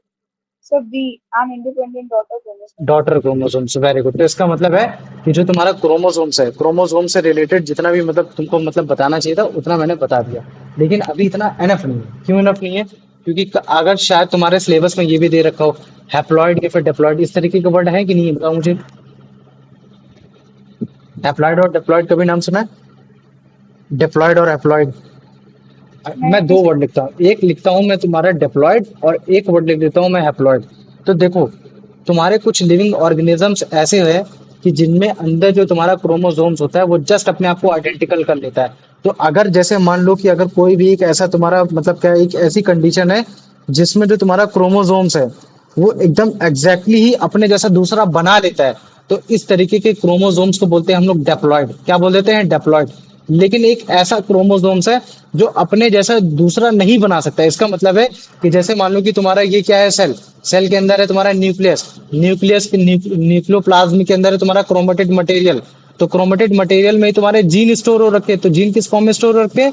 तुम्हारे तुम्हारे क्या कहते हैं क्रोमोसोम्स किस में हो रखे हैं? तो अगर मान लो कि क्रोमोसोम्स तुम्हारा कुछ ऐसा है, ठीक है, और सेल डिवाइड होने के बाद अगर वो पेयर बना ले रहा है, तो इस तरीके की क्रोमोसोम्स को बोला जाता है डेप्लॉइड क्रोमोसोम्स। क्या बोला जाता है? Diploid chromosomes. और लेकिन अगर मान लो कि वो सेल जो है वो अपने आप को नहीं डिवाइड कर पा रहा है, या फिर मान लो कि वो जो है वो मतलब क्या कहते हैं वो अपने आप को नहीं बना पा रहा है, वो सेम अपने जैसा नहीं बना पा रहा है, वो अपने जैसा एक अलग क्रोमेटिड्स नहीं बना पा रहा है, सेम क्रोमोसोम्स नहीं बना पा रहा है, जस्ट उसका डबल नहीं कर पा रहा है, तो इस तरीके के क्रोमोसोम्स को बोलते हैं हैप्लॉइड। अब मुझे बताओ इतना समझ में आ गया कि नहीं आ गया? हाँ Yes, भैया. sir. आ गया ना? तो अब देखो जो तुम्हारे क्रोमेटिड्स मटेरियल है जो उसमें क्रोमोसोम्स होंगे वो कितने भी नहीं हो सकते, वो डेफिनेट होते हैं। मतलब वो क्या होते हैं, वो तुम्हारे डिफाइन होते हैं कि किसी ह्यूमन बॉडी में कितने क्रोमोसोम्स होंगे, उसी के हिसाब से तो होता है। कहीं ऐसा थोड़ी नहीं होता कि मतलब यार कि मतलब भाई ये इंसान उड़ेगा, ये इंसान नहीं उड़ेगा, वो इंसान मतलब क्या कहते हैं पैदा होते ही तैरने लगेगा, वो इंसान मतलब क्या कहते हैं कभी खत्म ही नहीं होगा। नहीं, क्रोमोसोम जो है जो हमारे जो पूर्वजों से मिला है या फिर जो हम आगे जनरेशन में छोड़ रहे हैं, ये सारी चीजें हैं। तो इसके हिसाब से अगर मैं बोलूं तो तुम्हारे जितने भी यूकैरियोटिक स्पीसीज है, यूकैरियोटिक स्पीसीज मतलब ऐसी स्पीसीज जिनमें जो तुम्हारा न्यूक्लियस होता है वो मेम्ब्रेन बाउंड होता है, जो साइटोप्लाज्म होता है उसमें जो तुम्हारे सेल ऑर्गेनेलिज है वो भी मेम्ब्रेन बाउंड है। तो उनमें जितने भी तुम्हारे यूकैरियोटिक सेल है वो सारे तुम्हारे यूकैरियोटिक सेल में जो भी तुम्हारे मतलब क्या कहते हैं क्रोमोसोम्स है वो एकदम फिक्स्ड हो रखे हैं, वो एकदम बराबर हो रखे हैं कि मतलब उससे ज्यादा नहीं हो सकते। अगर उससे कम होगा तो बॉडी का स्ट्रक्चर बदल जाएगा। जैसे मान लो कि कहीं क्रोमोसोम्स बदल गया तो कोई इंसान डॉर्फ हो जाएगा, छोटा हो जाएगा, तो कोई इंसान बड़ा हो जाएगा। क्यों? क्योंकि सेल डिवाइड कहीं ना कहीं कोई इन्फॉर्मेशन अगर नहीं पहुंचेगी। जैसे मान लो कि अगर जैसे मान लो कि एक तुम्हारा क्या कहते हैं क्रोमोसोम था और एक क्रोमोसोम्स में एक इन्फॉर्मेशन हुआ करती थी कि मतलब क्या कहते हैं कि सर में बाल होने चाहिए। क्या होने चाहिए? सर में बाल होने चाहिए। लेकिन मतलब कुछ जेनेटिक इन्फॉर्मेशन में छेड़खानी हुई या फिर हमने कोई डाइट खराब ली या कुछ अलग लिया, तो जिसकी वजह से ये जो तुम्हारा मतलब डिवाइड होना चाहिए था या फिर मतलब ये जो तुम्हारा बनना चाहिए था, सिस्टर क्रोमोसोम्स बनना चाहिए था या सिस्टर क्रोमेटिड बनना चाहिए था, वो नहीं बन पाया। तो जब वो नहीं बन पाएगा तो जो ये टेलोमेयर में तुम्हारा मतलब क्या कहते हैं जो जीन है, वो जब तुम्हारा जीन नहीं, तो जब तुम्हारा सिस्टर क्रोमेटिड में नहीं जा पाएगा तो डॉटर सेल में भी नहीं जा पाएगा। तो जब डॉटर सेल से जब तुम्हारा सेल डिवाइड होगा, वो जब अगेन डिवाइड होगा, जब वो बनेगा, तो जब वो बच्चा जो पैदा होगा उसके सर में बाल ही नहीं होंगे। क्या नहीं होंगे? बाल ही नहीं होंगे। तो इसी वजह से जो तुम्हारे क्रोमोसोम्स होते हैं, जो डीएनए होता है, उसमें छेड़खानी नहीं होनी चाहिए। तो ये सारी चीजें होता है। तो लेकिन जो तुम्हारे यूकैरियोटिक्स होते हैं, उनमें फिक्स्ड नंबर ऑफ तुम्हारे क्या कहते हैं क्रोमोसोम्स पाए जाते हैं। इतना समझ में आ गया कि नहीं आ गया? पहले मुझे ये बताओ। Yes, sir. हाँ भैया। आ गया ना? तो देखो, जो तुम्हारे यूकैरियोटिक सेल होते हैं, वो तुम्हारे यूनिसेलुलर भी हो सकते हैं और वो तुम्हारे मल्टी सेलुलर भी हो सकते हैं। हो सकते कि नहीं हो सकते? मुझे बताओ। हाँ भैया। तो यूनिसेलुलर का एग्जांपल बताओ यूकैरियोटिक में। भैया बहुत सारे। भैया अमीबा हो गया, So, है ना? amoeba. अमीबा हो गया। तो अब जैसे मान लो कि अमीबा एक यूनिसेलुलर है जो कि यूकैरियोटिक सेल है, मतलब इसके अंदर जो तुम्हारा न्यूक्लियस है वो कैसा थोड़ा मेम्ब्रेन बाउंड है। तो चलो ठीक है, कोई बात नहीं। अब ये जो अमीबा है, अमीबा हो गया, या फिर जैसे मान लो कि मैं अमीबा को ना लिखकर मैं राउंड वॉर्म लिख देता हूँ। राउंड वॉर्म मतलब समझते हो ना क्या होता है? हिंदी में क्या बोलते हैं राउंड वॉर्म को? केचुआ टाइप से ऐसा वर्ड बोलते हैं ना। या फिर जो मैंने उस दिन दिखाया था, एक मैंने दिखाया था एस्कारिस। एस्कारिस दिखाया था, याद आ रहा है वर्ड? एस्कारिस, जो Sir, मतलब you, क्या कहते sir, ये जो sir, ये रेंगने वाला यूकैरियोटिक कीड़ा। cells होता है, ये haploid होता है। क्या होते हैं? तो ये haploid, क्या होते हैं हैप्लॉइड? सर जो यूकैरियोटिक cells होते हैं। हाँ, यूकैरियोटिक सेल्स जो होते हैं, तुम्हारे जितने भी यूकैरियोटिक सेल्स होते हैं वो तुम्हारे हर कोई हैप्लॉइड नहीं होते। हैप्लॉइड और डिप्लॉइड का मतलब है कि क्रोमोसोम्स क्या मतलब अपने जैसा एक सिस्टर क्रोमोसोम्स बना पा रहा है कि नहीं बना पा रहा है। अगर वो बना ले जा रहा है तो इसका मतलब है कि वो डिप्लॉइड क्रोमोसोम्स है। अगर वो नहीं बना पा रहा है तो इसका मतलब है कि वो एक तरीके से हैप्लॉइड क्रोमोसोम्स है। बेसिकली इसकी थ्योरी तो अलग होती है, लेकिन ये तुमको आसानी से याद रहे, मैं इसको इस तरीके से बताने की कोशिश कर रहा हूँ। अब मुझे बताओ, इतना समझ में आ गया कि नहीं आ गया? Yes, sir. ठीक है। तो याद रख लेना, जो तुम्हारा यूनिसेलुलर होता है, यूनिसेलुलर सेल में अगर जैसे मैं राउंड वॉर्म ले लेता हूँ और राउंड वॉर्म में एक एग्जांपल ले लेता हूँ, मैं तुम्हारा स्कारिस ले लेता हूँ, तो उसमें जो तुम्हारा क्रोमोसोम्स पाए जाते हैं वो केवल तुम्हारे 2 पाए जाते हैं। कितने पाए जाते हैं? केवल और केवल 2 पाए जाते हैं।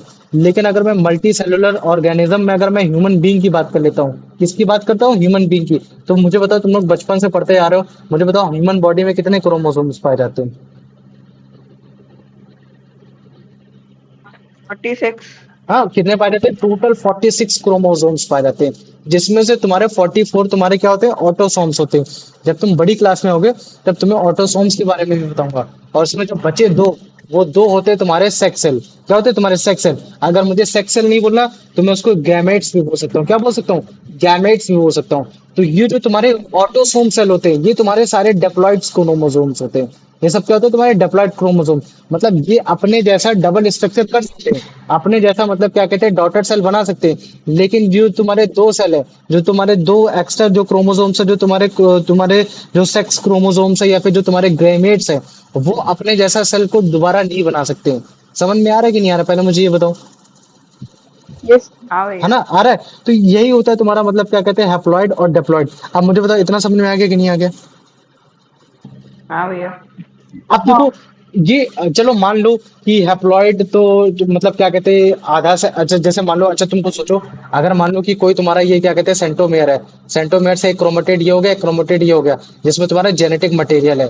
अगर मान लो कि अगर ये हमेशा ऐसा ही रहे, सेल तो और सेल डिवाइड हो जाए, तो तुम्हारा क्या होगा? तुम्हारा जो पिछला वाला सेल है वो सेल डेड नहीं हो जाएगा, क्योंकि ये दूसरे में चला जाएगा, है ना? ऑब्वियस सी बात है। अगर जैसे मान लो कि काफी सारे क्या होता है कि जैसे मान लो कि ऑर्गेनिज्म है, इस ऑर्गेनिज्म ने मतलब बच्चा पैदा किया या फिर मतलब इस सेल ने एक सेल अपने आप को ही दूसरा एक सेल मतलब एक अपने ही जन्म दिया, दूसरे सेल को जन्म दिया।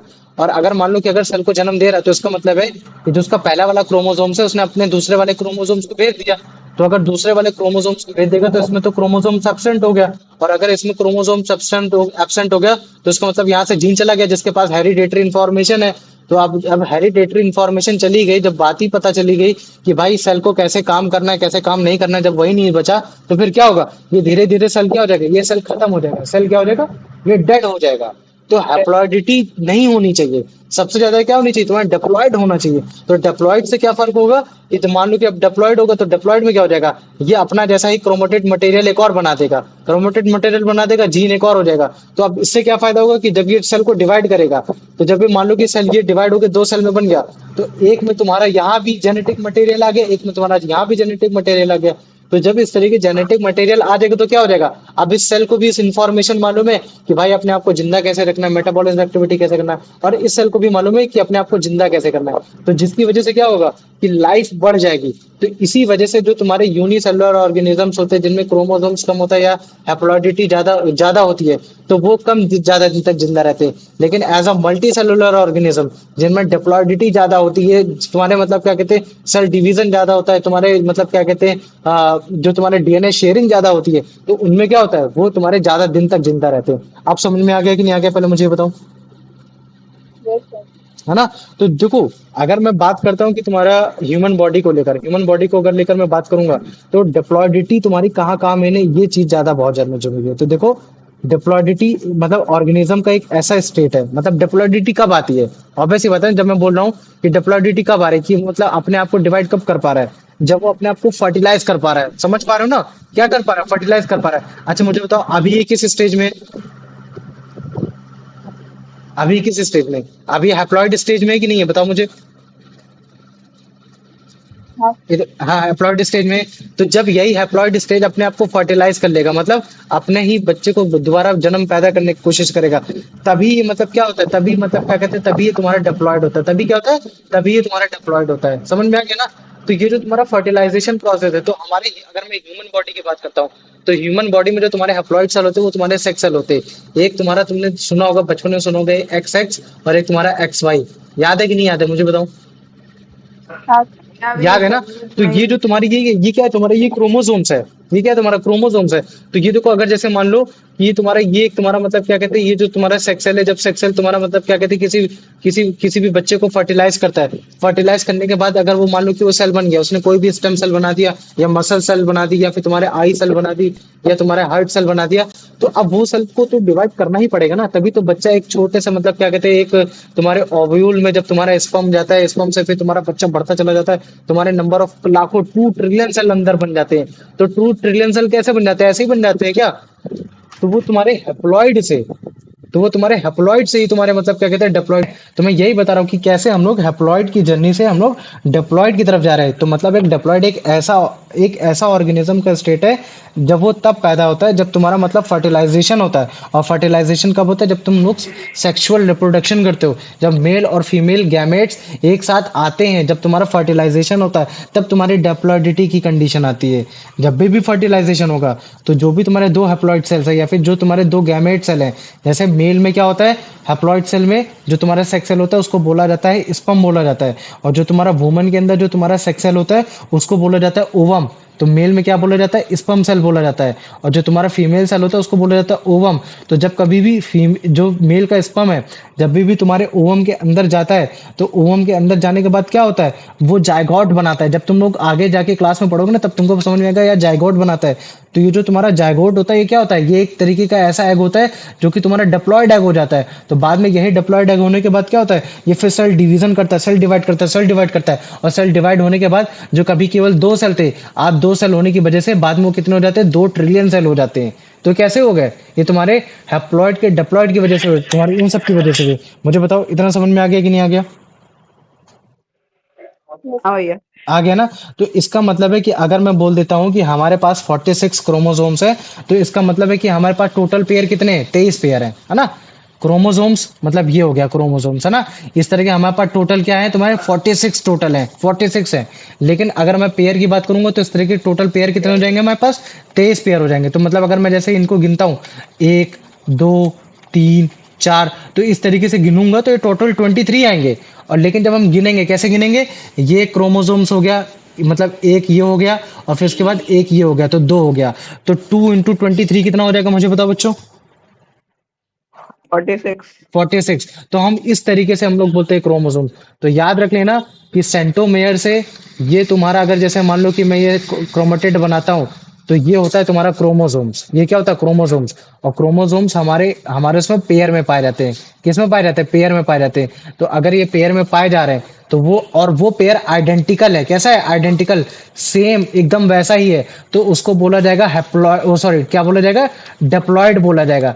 लेकिन अगर मान लो कि अगर तुम्हारा कोई एक ऐसा तुम्हारा सेंट्रोमेयर से एक तुम्हारा ये क्रोमेटिड है और एक तुम्हारा ये क्रोमेटिड है, और उसमें जो तुम्हारा मतलब क्या कहते हैं, एक जो दूसरा मतलब दूसरा क्रोमेटिड बना है वो कुछ इस तरीके का शेप का बना है, और जो दूसरा क्रोमेटिड बना है ये इस तरीके का शेप बना है। तो तुम अगर तुम इसमें भी ध्यान से देखोगे तो तुम क्या देखोगे कि भाई क्रोमोसोम्स तो इसमें भी 4 हैं, 1 2 3 4, लेकिन जो पहला वाला जीन है वो दूसरे वाले जीन से डिफरेंट है, आइडेंटिकल नहीं है। तो इस केस को भी बोलते हैं हैप्लॉइड। तो जैसे ये देखो, ये एक्स एक्स हो गया, ये एक्स वाई हो गया। एक्स एक्स क्रोमोसोम्स जो होता है वो सेक्स सेल का होता है, वो तुम्हारा फीमेल में पाया जाता है। किसमें पाया जाता है? फीमेल में पाया जाता है। तो अगर तुम इसको ध्यान से देखोगे तो ये कैसा है? इस समय जो पेयर बन रखा है क्रोमोसोम्स का, तो ये डिप्लॉयड की कंडीशन बन रखी है। और लेकिन अगर तुम इसको देखोगे तो ये हैप्लॉयड की कंडीशन बन रखी है। आप समझ में आया कि नहीं आया? जो मैं तुमको बता रहा था कि कैसे हैप्लॉयड डिप्लॉयड की कन्वर्ट में जाता है, तो ये कुछ ऐसा होता है। तो अगर मान लो कि अगर तुम्हारा क्रोमोसोम्स, अगर क्रोमोसोम्स में ये जो तुम्हारे सेम स्ट्रक्चर है, मतलब क्या है, ये दोनों बराबर हैं, तो ये हैप्लॉयड डिप्लॉयड होगा। और अगर जैसे मान लो कि ये अगर मान लो कि अगर डिफरेंट स्ट्रक्चर हो रखे हैं या सिंगल हो रखे हैं या सिंगल पेयर में हो रखा है, तो वो तुम्हारा हैप्लॉयड होगा। अब इतना समझ में आ गया कि नहीं आ गया? पहले मुझे इतना बताओ। आया? हेलो? यश?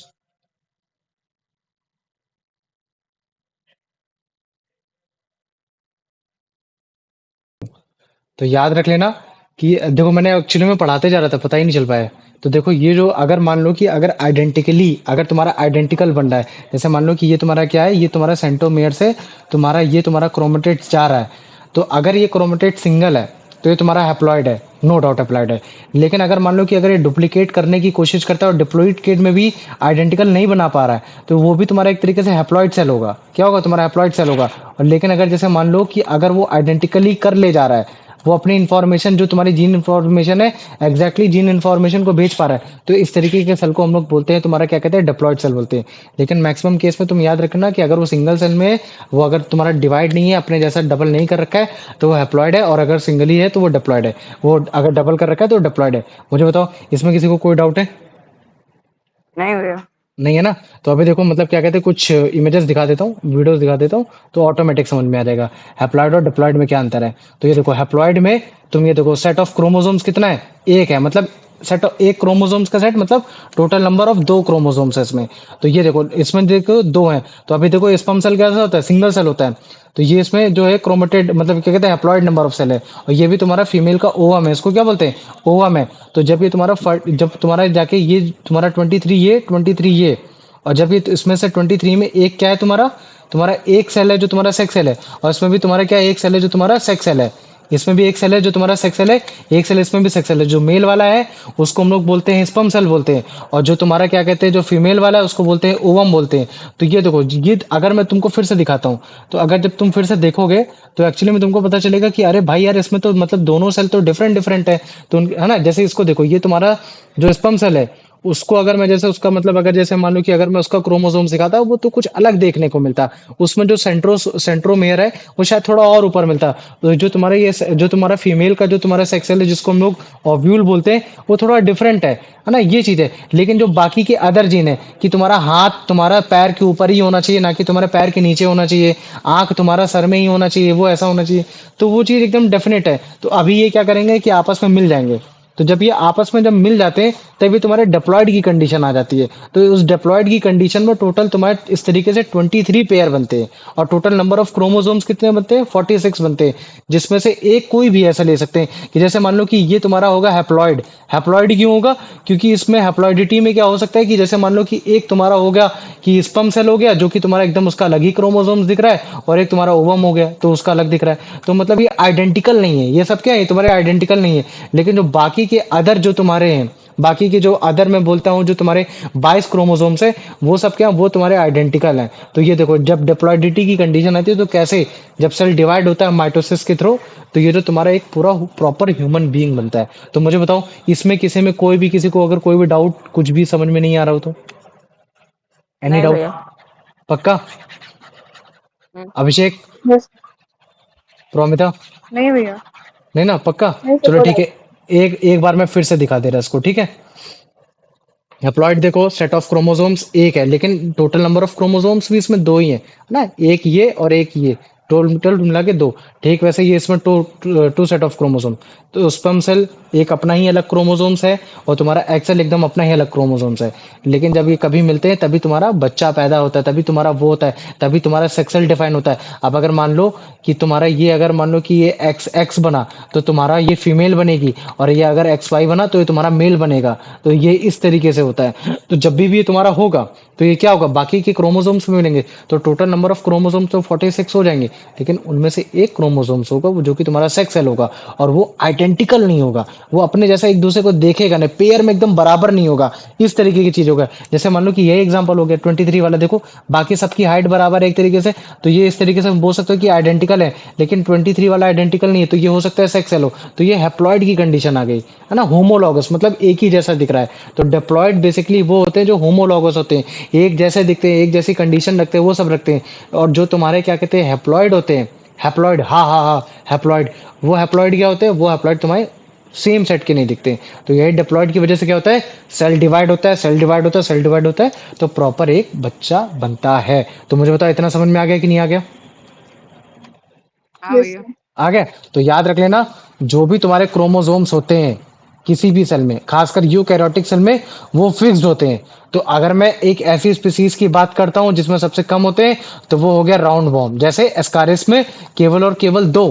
लेकिन अगर जैसे मान लो कि डिफरेंट स्पीसीज में अगर मैं ह्यूमन बीइंग की बात करता हूँ, तो उसमें 46 क्रोमोसोम्स पाए जा रहे हैं, जिसमें 44 क्रोमोसोम्स वो हैं जो ऑटोसोम्स हैं, डिप्लॉइड सेल्स हैं, और दो क्रोमोसोम्स कौन से हैं, वो तुम्हारे हैप्लॉइड सेल्स है, वो हो गया, जिनको फिर या फिर हम लोग सोमेटिक सेल, या हर सोमेटिक सेल में पाए जाते हैं। सोमेटिक सेल्स जब मैं तुम बड़ी क्लास में जाओगे तब मैं तुमको बताऊंगा कि सोमेटिक सेल्स की वजह से ही तुम्हारा सेल डिवाइड होता है, और सेल डिवाइड होने की वजह से बच्चा बनता है। तो अगर सोमेटिक सेल तुम्हारे अंदर है तो तुम लोग ज्यादा दिन तक जिंदा रहोगे, बस ये चीज होता है, जितने ज्यादा सोमेटिक सेल्स उतने ज्यादा तुम जिंदा, और ये तुम्हारा बनता है बोन मैरो की तरफ से। तो याद रख लेना। तो अगर कभी भी क्रोमोसोम्स का पेयर है, पेयर है मतलब ये तुम्हारा सेंट्रोमेयर, ये ऊपर एक ये, और अगर इसका एक पेयर और है, और वो ईच काइंड मतलब सेम काइंड का, मतलब जो कंडीशन है, तो उस तरह की कंडीशन के क्रोमोसोम्स को क्या बोलते हैं, पेयर्ड कंडीशन को डिप्लॉइड बोलते हैं। इसमें जो क्रोमोसोम्स होता है एकदम फुल्ली होता है, मतलब आइडेंटिकल होगा, होमोलॉगस होगा, तो इस तरीके के सेल को बोला जाएगा डिप्लॉइड सेल बोला जाएगा। और ये जो डिप्लॉइड सेल है ये तुम्हारे ह्यूमन बॉडी में पाया जाता है। लेकिन कुछ ऐसे भी तुम्हारे क्रोमोसोम्स होते हैं जो अनपेयर्ड होते हैं, है ना, वो पेयर्ड नहीं होते, और इस तरीके के सेल को बोला जाता है हैप्लॉइड सेल बोला जाता है। और जो ये ऐसे होते हैं वो एकदम हाफ होते हैं, मतलब हाफ इन नंबर होते हैं, तो इनको बोला जाता है हैप्लॉइड सेल। और हैप्लॉइड सेल हमारे ह्यूमन बीइंग में कहाँ पाया जाता है, गेमेट्स में पाया जाता है, मतलब आधा तुम्हारा मेल सेक्स पार्ट जो हो गया तुम्हारा स्पर्म का हो गया, और जो आधा फीमेल का हो गया वो हो गया ओवम हो गया। तो डिप्लॉइडिटी की अगर सिग्निफिकेंस की बात की जाएगी, तो ये देखो जो डिप्लॉइड स्टेट है ऑर्गेनिज्म का, जिसमें फर्टिलाइजेशन के थ्रू हम लोग अपने आप को रिप्रोड्यूस करते हैं और बढ़ाते हैं, अपनी एज को बढ़ाते हैं, ये सारी चीजें करते हैं। तो जब भी फर्टिलाइजेशन होता है तो दो दो हैप्लॉइड सेल है, या फिर जो गेमेट सेल है, जैसे कि मैन का स्पर्म हो गया, फीमेल का ओवम हो गया, जब ये आपस में फ्यूज्ड होते हैं, मिलते हैं, तब वो तुम्हारा एक डिप्लॉइड एग बनाते हैं जिसको बोलते हैं जाइगोट। और हमें मालूम है कि जो डिप्लॉइड एग होता है वो अपने जैसे क्रोमोसोम्स को आइडेंटिकली कर लेता है और सेल डिवाइड कर लेता है। तो जब वो सेल आइडेंटिकल हो जाएगा, डिवाइड करेगा माइटोसिस के थ्रू, तो फिर क्या होगा, और भी ज्यादा डिप्लॉइड सेल बनेंगे। जब डिप्लॉइड सेल बनेंगे तो धीरे धीरे तुम्हारा एक ऑर्गेनिज्म बन जाएगा। तो अगर इस हिसाब से देखा जाएगा तो हमारे ह्यूमन बॉडी में 46 क्रोमोसोम्स हैं, और उन 46 क्रोमोसोम्स को बेसिकली बोल सकते हैं कि 23 के पेयर में है ना। तो जिसमें तुम्हारे मतलब क्या है कि जो 23 के जो पेयर में, जिसमें से तुम्हारे क्या कहते हैं, जो 23rd क्रोमोसोम्स है, जो लास्ट क्रोमोसोम्स है, मतलब पहले के जो 22 क्रोमोसोम्स है वो तो तुम्हारे डिप्लॉइड हैं, मतलब एकदम एग्जैक्टली एकदम नंबर एकदम उस तरीके से। लेकिन जो तुम्हारे लास्ट का जो क्रोमोसोम्स है, जिसमें मतलब क्या कहते हैं, जो जो कि एकदम अलग अलग हो रखा है, वो कौन सा तुम्हारा सेक्स सेल है, एक है तुम्हारा स्पर्म है और एक है तुम्हारा ओवम। तो ये इस तरीके से हैप्लॉइड होता है, डिप्लॉइड होता है। तो अगर मैं हैप्लॉइड के नंबर गिनूंगा तो वो है हमारे पास दो, और जो तुम्हारे डिप्लॉइड के नंबर गिनूंगा वो है तुम्हारे 22। समझ में आ गया कि नहीं? और ये सेट ऑफ क्रोमोसोम्स की बात कर रहा हूं मैं। अब मुझे बताओ इसमें किसी को कोई डाउट है जो अभी तक मैंने पढ़ाया? No sir. नहीं भैया. नहीं है ना? तो आ जाओ एमसीक्यूज में आ जाओ, क्योंकि आज लाइट का बहुत सीन है। चलो प्रोमिता तुम ही बताओ पहला answer. What is characteristic of every eukaryotic species regarding chromosome number? It varies greatly within the same species. It has an unlimited number of chromosomes. It has a fixed number of chromosomes in its cells. It only has a single chromosome. बताओ। Only the number of-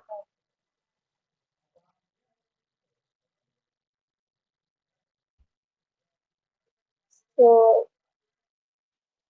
सोचो। Question ये बोल रहा है कि ऐसी कौन सी characteristics है जो हर यूकैरियोटिक स्पीसीज में सेम पाई जाती है।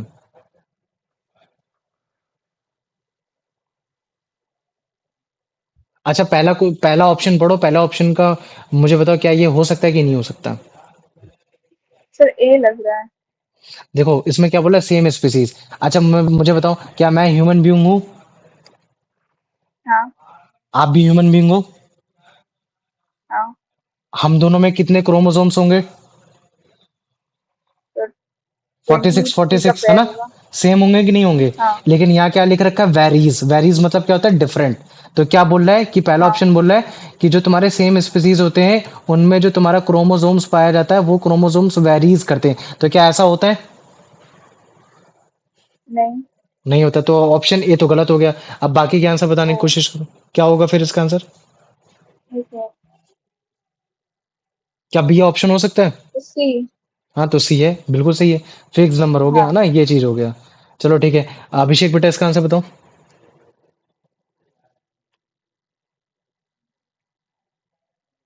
अभिषेक। कुलदीप तुम बताओ बेटा। Hello. हाँ अभिषेक बताओ। According to हाँ। the text, what is the range of chromosome number observed across different species? Always hmm. two, from two to few hundred, hundred to thousand, always 46. बताओ। We are from two to few hundred. हाँ जैसे मान लो कि हो सकते हैं, बिल्कुल हो सकते हैं। हमारे ह्यूमन बॉडी में तो 46 पाए जाते हैं, लेकिन हो सकते हैं कि काफी सारे मतलब कोई जानवर हो उसमें ज्यादा तुम्हारे मतलब क्या कहते हैं क्रोमोसोम्स पाए जा रहे हो। तो मिनिमम तुम्हारे दो तो होंगे ही होंगे, जिसकी वजह से वो मेल और फीमेल पता चल रहा है। और बाकी जो चाहे जितने भी हो सकते हैं, लेकिन अगर ह्यूमन बॉडी की बात की जाएगी तो याद रखना वो 46 होते हैं। चलो इसको Hmm. बताओ बेटा, कुलदीप इसका आंसर बताओ।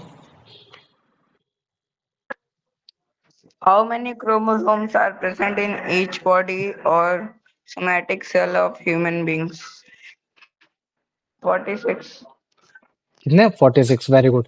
यश इसका आंसर बताओ। In human body cells, the 46 chromosomes are composed of 46 autosomes and 06 chromosomes, 44 chromosomes and 2 autosomes, 44 autosomes and 2 sex chromosomes, 23 autosomes and 23 sex chromosomes. भैया option C 44 autosomes and 2 sex hmm. chromosomes. Very good, चलो ठीक है। प्रोमिता इसका answer बताओ। What does the term diploid refer in relation to chromosomes? A cell with half the number of chromosomes, a set comprising of unpaired chromosomes, the paired condition of chromosomes representing the full number, a cell that lacks chromosomes.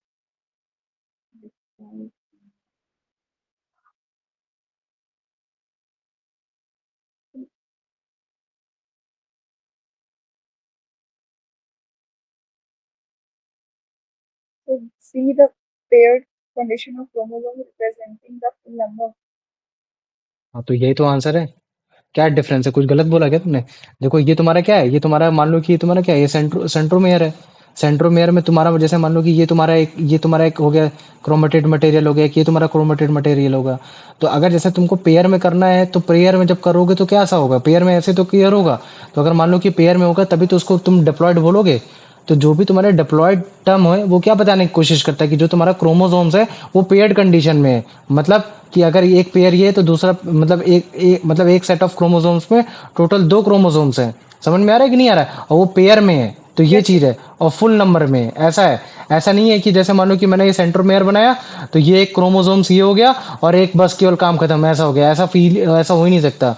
समझ में आ रहा है वो नहीं। और अगर ऐसा होगा तो जो Yes, ऑर्गेनिज्म बनेगा वो डिफेक्टेड बनेगा। क्या पता उसका हाथ ही ना हो, क्योंकि हो सकता है कि जो यहाँ तुम्हारा जीन था उसमें मतलब क्या कहते हैं हाथ वाला तुम्हारा जीन हो, लेकिन वो पहुंचा ही नहीं बच्चे के पास। तो जब पहुंचेगा नहीं तो फिर वो होगा ही नहीं, ये चीज हो गया। चलो ठीक है। अभिषेक बेटा इसका आंसर बताओ। सेम आंसर, सेम क्वेश्चन है, ठीक है। चलो ठीक है, अभिषेक इसका आंसर बताओ।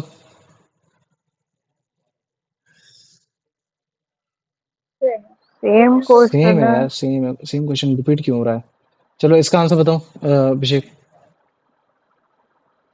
Which type of cell in human beings are haploid? Hmm Gamete. Gamete cell, very good, चलो ठीक है। अब इसको बताओ बेटा Kuldeep. If a diploid cell has two number of chromosomes, how many chromosomes would a haploid cell from the same organism have? बताओ। 2n. नहीं, सोचो क्वेश्चन क्या बोल रहा है, क्वेश्चन पढ़ो, क्वेश्चन का मीनिंग बताओ मुझे पहले तुम। अगर डिप्लॉयड सेल के पास 2 नंबर ऑफ क्रोमोसोम है हम्म तो कितने क्रोमोसोम होंगे हैप्लॉइड सेल में सेम ऑर्गेनिज्म में? हाँ बताओ। एन. एन होंगे, वेरी गुड। उसका जस्ट आप हैप्लॉइड हाफ से वर्ड आ रहा है कि नहीं आ रहा है? हैप्लॉइड हाफ, है ना? तो याद रख लेना कि डेप्लॉइड डाई मतलब टू होता है, तो ये हो गया। तो डेप्लॉइड में जो तुम्हारे क्रोमोसोम्स होंगे वो दो होंगे जो एकदम आइडेंटिकली होंगे, और हैप्लॉइड में हाफ सेल होंगे, मतलब वो हाफ होगा, उसमें आइडेंटिकली नहीं होगा। तो अगर मान लो कि डेप्लॉइड में दो क्रोमोसोम्स हैं, तो उसी सेम ऑर्गेनिज्म में हैप्लॉइड में कितने क्रोमोसोम्स होंगे? केवल और केवल एन। तो इसका मतलब है कि अगर जैसे मैं बोल देता हूँ कि अगर तुम्हारे डिप्लॉयड में तुम्हारे टोटल नंबर ऑफ 48, मतलब क्या कहते हैं, 48 क्रोमोसोम्स है, तो उसी सेम तुम्हारे सेम ऑर्गेनिज्म में हैप्लॉइड सेल में कितने हो सकते हैं फिर? 24. कितने? 24। वेरी गुड, ठीक है। 24 जस्ट हाफ उसका। चलो अब इसका आंसर बताओ यश।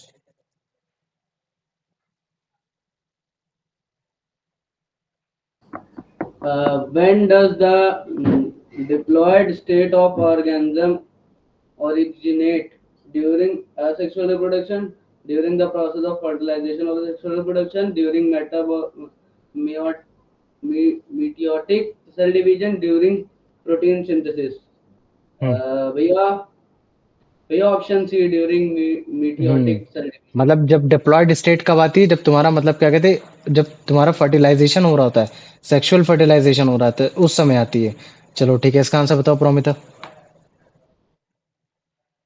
During fertilization, what type of haploid cell fuse together?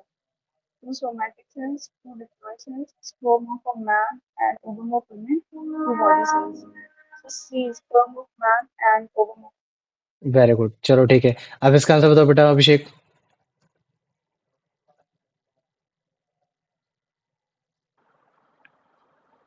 What is produced when two haploid gametes fuse during fertilization? A haploid egg, a diploid zygote, a stomatic cell, and a gamete. Option B. Diploid zygote, very good. चलो ठीक है, अब इसका answer बता दो Kuldeep. How does the diploid egg zygote develop into the body of a diploid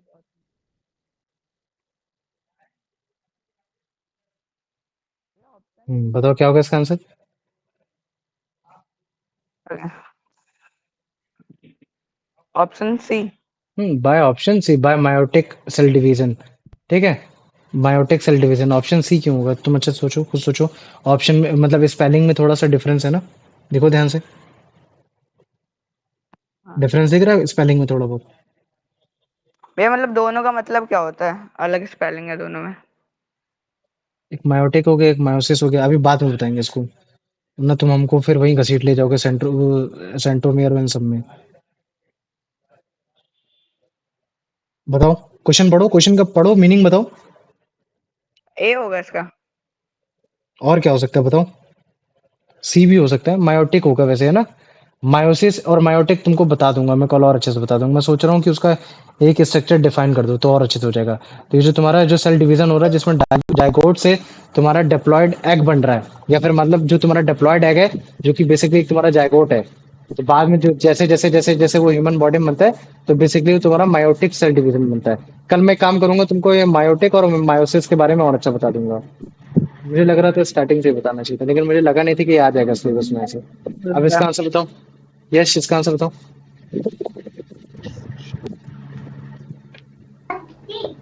how many chromosomes are present in each body cell of human being representing the diploid numbers? 23, 23 pairs, and 46, both B and C. We have ना option D, both B and C. बहुत MC, very good. चलो अब इसका answer बताओ Promita. How many chromosomes are present in the sexual gamete of human being representing the haploid number?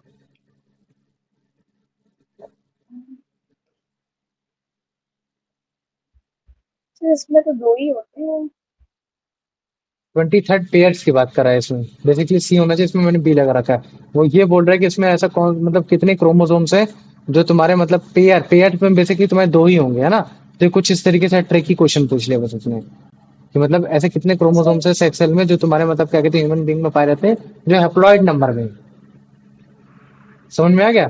तो 23 होना चाहिए वैसे इसका अच्छा आंसर। हाँ हाँ ठीक है, ये चीज हो गया। हाँ। चलो अब इसका आंसर बताओ अभिषेक।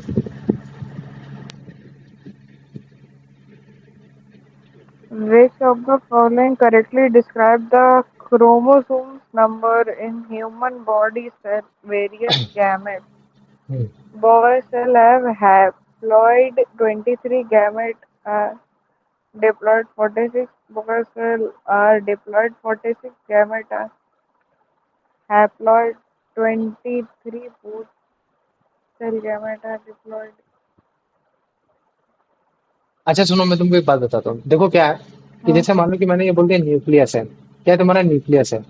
तो तुम्हारे न्यूक्लियस के अंदर जो तुम्हारे सेट ऑफ क्रोमोसोम्स पाए जा रहे हैं वो पाए जा रहे हैं 23, जिसमें से 22 तुम्हारे कितने ऑटोसोम्स है और तुम्हारा एक सेट ऑफ क्रोमोसोम्स का तुम्हारा सेक्स सेल है। लेकिन हमारे पूरे ह्यूमन बॉडी में तुम्हारे जो टोटल जो तुम्हारे पाए जाते हैं वो तुम्हारे मतलब क्या कहते हैं जो डिप्लॉयड सेल है, वो है तुम्हारे मतलब क्या कहते हैं टोटल नंबर ऑफ 46। जो तुम्हारे एप्लॉयड पाए जा रहे हैं वो पाए जा रहे हैं 23। आप समझ में आ गया कि नहीं आ गया, पहले मुझे ये बताओ। Total number of employed organism.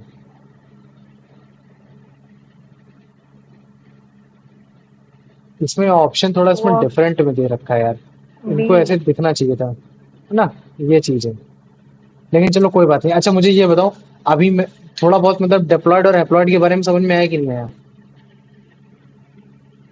हाँ भैया। प्रोमिता। हाँ सर। अब ये बताओ कि ये सिलेबस में डिप्लॉयड और हैप्लॉयड है कि नहीं है। तुम लोगों ने पढ़ रखा है ना ऑलरेडी क्लास में, नहीं पढ़ाया गया है। नहीं नहीं भैया। नहीं तो पढ़ाया भैया गया। सुना डिप्लॉयड नहीं और है हैप्लॉयड नहीं है भैया, सिर्फ सेल ऑर्गेन रिलीज है, साइटोप्लाज्म है, प्लाज्मा मेम्ब्रेन, सेल वॉल, चलो ठीक, वैक्यूल कोई बात नहीं। और मेटोसिस और मियोसिस है बस। अच्छा चलो ठीक, कोई बात नहीं, लेकिन डीप में पढ़ना जरूरी है। नहीं पढ़ोगे तो फिर कंसेप्ट समझ में नहीं आएगा, सीधी बात है। अभी इतना तुमको क्यों समझ में आ रहा है, न्यूक्लियोप्लाज्म, प्रोटोप्लाज्म, साइटोप्लाज्म, है ना। अभी से तुमको इतना सब क्यों समझ में आ रहा है, क्योंकि बेस हम लोग स्ट्रॉन्ग करते चले आ रहे हैं। तो अब देखो, काफी सारे सेल हमने अच्छा याद करो, हमने स्टार्टिंग में ही तुमको बताया था कि काफी सारे सेल ऐसे भी होते हैं जिनमें तुम्हारा न्यूक्लियस नहीं होता है। क्या होता है, तुम्हारा न्यूक्लियस नहीं होता है। तो ऐसे ह्यूमन बॉडी में भी काफी सारे सेल पाए जाते हैं जिसमें न्यूक्लियस नहीं होता है। इसका सबसे बड़ा एग्जांपल होता है तुम्हारा आरबीसी। आरबीसी का फुल फॉर्म जानते हो क्या होता है। तो रेड ब्लड सेल। हाँ, रेड ब्लड सेल। तो ये जो रेड ब्लड सेल है तुम्हारा ह्यूमन का, या फिर जो तुम्हारे मैमल का, मैमल जानते हो जो ऐसे इंसान जो मतलब बच्चे पैदा करते हैं और जो अपने स्तन से बच्चों को दूध पिलाते हैं उनको मैमल्स बोलते हैं। तो ऐसे मैमल्स जिनमें रेड ब्लड सेल पाया जाता है उनमें तुम्हारा न्यूक्लियस नहीं होता। और जो तुम्हारा जो कैसे स्फेरिकल डाई डिस्कॉइडल शेप का होता है, याद आ रहा है तुम लोग को कुछ। डिस्कॉइडल शेप मैंने बताया था, जो शेप ऑफ तुम्हारा वो बताया था मैंने, क्या कहते हैं सेल के बारे में। तो शेप ऑफ सेल में मैंने बताया था जो तुम्हारा आरबीसी होता है वो डिस्कॉइडल शेप का होता है, जो ऐसा कुछ होता है मतलब डिस्कॉइडल शेप का होता है। और उसके अंदर तुम्हारा ऑक्सीजन ट्रांसपोर्ट होती है। तो ऑक्सीजन ज्यादा से ज्यादा ट्रांसपोर्ट हो तो जिसकी वजह से जो आरबीसी क्या करता है कि अपने अंदर से न्यूक्लियस को हटा लेता है। अब मुझे बताओ इतना समझ में आ गया कि नहीं आ गया पहले, इतना आया। हाँ भैया। आ गया ना। तो ये देखो अभी मैं तुमको दिखाता हूँ मतलब क्या कहते हैं कि वो वाला सेल जो हमने पढ़ रखा था। तुम्हारा क्या कहते हैं कि बहुत सारे सेल पढ़े थे ना हमने। ये देखो जैसे स्पर्म सेल हो गया, ये स्पर्म सेल, और तुम्हारा वो हो गया तुम्हारा क्या कहते हैं कि तुम्हारा ओवम हो गया। तो ओवम और स्पर्म सेल में कैसे फ्यूजन हो रहा है। और ये देखो ये पहले तुम्हारा क्या है, ये तुम्हारे बेसिकली तुम्हारे मतलब क्या कहते हैं हैप्लॉइड्स है। बाद में ये तुम्हारा क्या कहते हैं, फिर डिप्लॉइड जायगोट बनाएंगे, डिप्लॉइड जायगोट बनाने के बाद वो करेंगे। तो ये देखो, ये तुम्हारा कौन सा सेल है, ये है तुम्हारा आरबीसी सेल है। और आरबीसी सेल को अगर तुम ध्यान से देखोगे तो इनमें बीच में हल्का हल्का सा छेद हो रखा है। तो वो छेद और वो जो गैप बनाया गया है वो इसी वजह से बनाया गया है कि ताकि इनमें से जो तुम्हारा है वो ऑक्सीजन को सप्लाई किया जा सके। तो ज्यादा ऑक्सीजन सप्लाई करने के ही चक्कर में उन लोगों ने क्या किया है कि जो तुम्हारा बेसिकली वो होता है, जो आरबीसी का जो न्यूक्लियस होता है उसको उन्होंने हटा दिया है। इतना समझ में आ गया कि नहीं आ गया, पहले मुझे बताओ। Yes. आ गया ना। तो ह्यूमन बॉडी में जहां तुम्हारा न्यूक्लियस नहीं पाया जाता सेल में वो है तुम्हारा आरबीसी। और लेकिन अगर मैं प्लांट की बात करता हूँ कि प्लांट में ऐसा कौन सा मतलब क्या कहते हैं सेल है जिसमें तुम्हारा न्यूक्लियस नहीं पाया जाता, तो वो है तुम्हारा फॉलियम ट्यूब। जब तुम मतलब क्या कहते हैं कि जब मैं तुमको मतलब वो बताऊंगा मतलब क्या कहते हैं फॉलियम ट्यूब और सीव ट्यूब्स, जब इस तरीके की जब चीजें आएंगी ना तुम्हारे क्लास 10th में, जब क्लास 10 में जब ट्रांसपोर्ट ऑफ मटेरियल जब पढ़ोगे, जो पहला चैप्टर है तुम्हारे बायोलॉजी का, तब तुमको पता चलेगा जो फॉइलम ट्यूब होता है, फॉइलम वेसल और जाइलम वेसल। देखो जो पेड़ होता है, पेड़ को पानी चाहिए होता है हर जब जगह वो से। पानी ऊपर नीचे करके हाँ, तो जो पानी जब वो ऊपर ट्रांसपोर्ट नीचे, जो पानी को जब ऊपर लेके जाता है तो वो किसकी मदद से लेके जाता है, जाइलम की मदद से ले जाता है, जाइलम वेसल्स की मदद से लेके जाता है। और लेकिन जो तुम्हारा मतलब क्या कहते हैं जो न्यूट्रिएंट्स बन रहा है, न्यूट्रिएंट्स कहाँ बनता है तुम्हारा, वो तुम्हारा बनता है क्लोरोप्लास्ट में फोटोसिंथेसिस की मदद से, जो कि अभी आगे जाके मैं तुमको पढ़ाने वाला हूँ। तो जब वहां जो बनता है तो फिर उसको पूरे प्लांट में कहाँ भेजा जाता है, किसकी मदद से भेजा जाता है, तो वो फॉलियम ट्यूब की मदद से भेजा जाता है। तो ये जो तुम्हारा फॉइलम सीव ट्यूब है ये क्या कर रहा है, तुम्हारे जो प्लांट में जो तुम्हारा क्या कहते हैं सुक्रोज बन रहा है, ग्लूकोज बन रहा है, जो कार्बोहाइड्रेट बन रहा है, जो स्टार्च बन रहा है, जो बिग बिग बड़े बड़े मॉलिक्यूल्स है वो क्या कर रहे हैं, इधर से उधर भेजने के लिए वो अपने सेल में न्यूक्लियस को हटा ले रहा है। क्यों, क्योंकि वो जो सेल का जो बड़ा पार्ट है ना, सबसे बड़े बड़े पार्ट है वो तुम्हारा न्यूक्लियस है। तो अगर वो न्यूक्लियस हट जाएगा तो वो ज्यादा चीजों को स्टोर कर पाएगा, ज्यादा चीजों को भेज पाएगा, वो as a transport material use हो पाएगा।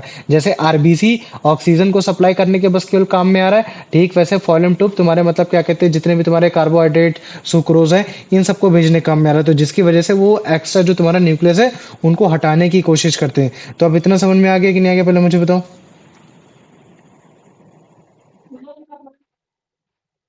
आ गया ना। हाँ भैया।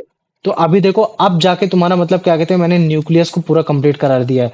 तीन बेसिक स्ट्रक्चर में जो तुम्हारा सबसे पहला बेसिक स्ट्रक्चर था प्लाज्मा मेम्ब्रेन, प्लाज्मा मेम्ब्रेन मैंने कवर करा दिया, और तुम्हारा मैंने न्यूक्लियस भी कवर करा दिया। अगर मैं न्यूक्लियस की फंक्शन की बात करूंगा कि न्यूक्लियस का काम क्या है, तो तुम्हारे सेल के अंदर जितनी भी मेटाबॉलिज्म एक्टिविटी हो रही है, वो मेटाबॉलिज्म एक्टिविटी वो चाहे खाना पचाना हो चाहे जो कुछ हो, वो सब किसकी वजह से हो रही है, वो तुम्हारे डीएनए और आरएनए की वजह से हो रही है। मतलब तुम्हारे क्रोमेटिड मटेरियल्स की वजह से हो रही है और तुम्हारे न्यूक्लियस की वजह से हो रही है। तो वो तुम्हारा न्यूक्लियस ही है मेन, जो पूरे तुम्हारे मेटाबॉलिज्म एक्टिविटी का जड़ है। तो इस चीज को जान लेना। अगर मान लो कि अगर मैंने न्यूक्लियस हटा दिया सेल से, तो वो क्या हो जाएगा, अल्टीमेटली वो सेल मर जाएगा, ड्राई हो जाएगा। तो या तो वो फिर किसी और के काम में आने लगेगा, या तो फिर वो ड्राई हो जाएगा, फिर उसमें उतनी जान नहीं रह जाएगी, ये चीज हो जाएगा। तो जो पूरे सेल साइकिल को जो कंट्रोल करके चल रहा है वो कौन कर रहा है, वो तुम्हारा न्यूक्लियस कंट्रोल करके चल रहा है। तो इस चीज को याद रख लेना है ना। जब फिर वो भले चाहे वो चाहे तुम्हारा ट्रेड्स को भेजना हो, या फिर वो चाहे तुम्हारा प्रोटीन बनाना हो, आरएनए का थोड़ा प्रोटीन बनाना हो तुम्हारा राइबोसोम से, या फिर वो तुम्हारा क्रोमेटिड मटेरियल का डीएनए बनाना हो, है ना। तो ये जो भी चीजें लिविंग चीजें कर रही हैं पूरे सेल को, तो वो क्या कर रही हैं, तुम्हारा न्यूक्लियस है। तो पूरे सेल का जो सबसे मेन पार्ट होता है वो तुम्हारा कौन सा होता है, याद रख लेना, वो होता है तुम्हारा न्यूक्लियस। इस चीज को कभी मत भूलना, ठीक है। तो ये देखो यही चीज है जो मैंने अभी बताया कि कुछ सेल ऐसे भी होते हैं जिनमें तुम्हारा न्यूक्लियस लॉस में होता है, मतलब न्यूक्लियस उसमें नहीं होता है, जैसे ह्यूमन बॉडी का आरबीसी, है ना। और या फिर कुछ अदर एनिमल्स मैमल्स होते हैं जिनमें न्यूक्लियस नहीं होता है। इसी वजह से नहीं होता क्योंकि वो ज्यादा से ज्यादा हीमोग्लोबिन को कवर कर पाए, ज्यादा से ज्यादा ऑक्सीजन कवर कर पाए, हीमोग्लोबिन क्या करे, ज्यादा से ज्यादा ऑक्सीजन को सप्लाई करा पाए। और अगर मैं प्लांट की बात करूंगा तो प्लांट में तुम्हारा फॉइलम ट्यूब ट्यूब्स हो गया। क्यों, क्योंकि फॉलम ट्यूब्स क्या करता है, तुम्हारा कार्बोहाइड्रेट सुक्रोज, सुक्रोज को ग्लूकोज भी बोल सकते हो, तो ग्लूकोज इन सबको पहुंचाने के काम में आता है ना। तो समझ में आ गया ना। तो ये सारी चीजें, अगर मैं इसके फंक्शन की बात करूंगा पूरे न्यूक्लियस की, तो न्यूक्लियस मेटाबॉलिज्म एक्टिविटी को इंप्रूव करता है, जिसकी वजह से जो सेल अगर सेल से हटा दिया तो प्रोटोप्लाज्म धीरे धीरे ड्राई हो जाएगा, खत्म हो जाएगा। सेल साइकिल को रेगुलेट करता है। सेल साइकिल को कैसे, कि भाई अब टाइम आ गया, अब पेरेंट सेल बनाना है, मतलब अब डॉटर सेल बनाना है, अब एक काम करो, अब हैप्लॉइड से डिप्लॉइड करो, जाइगोट तुम्हारा क्या कहते हैं डिप्लॉइड जाइगोट बना, ये सब करो। तुम्हारा क्या कहते हैं हेरिडिटरी इन्फॉर्मेशन रखता है, ट्रांसमिट करता है, ये सारी चीजें करता है। तो कुछ इस हिसाब से तुम्हारा न्यूक्लियस काम में आता है। तो मुझे बताओ ये लास्ट टॉपिक समझ में आ गया कि नहीं आ गया। हाँ Yes. हाँ भैया। आ गया ना? चलो ठीक है, अभिषेक इसका आंसर बता बेटा।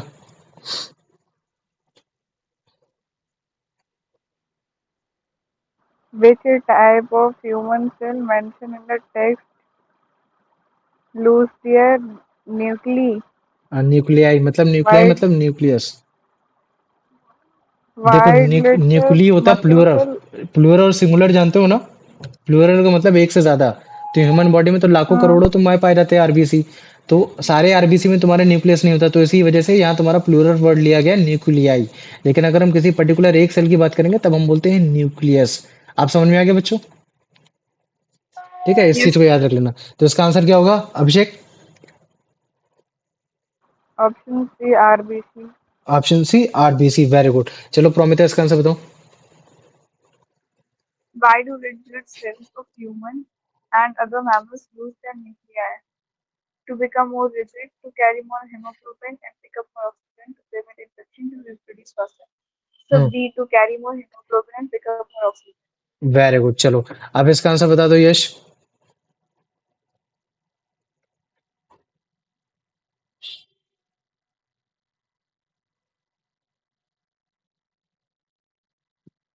Kuldeep.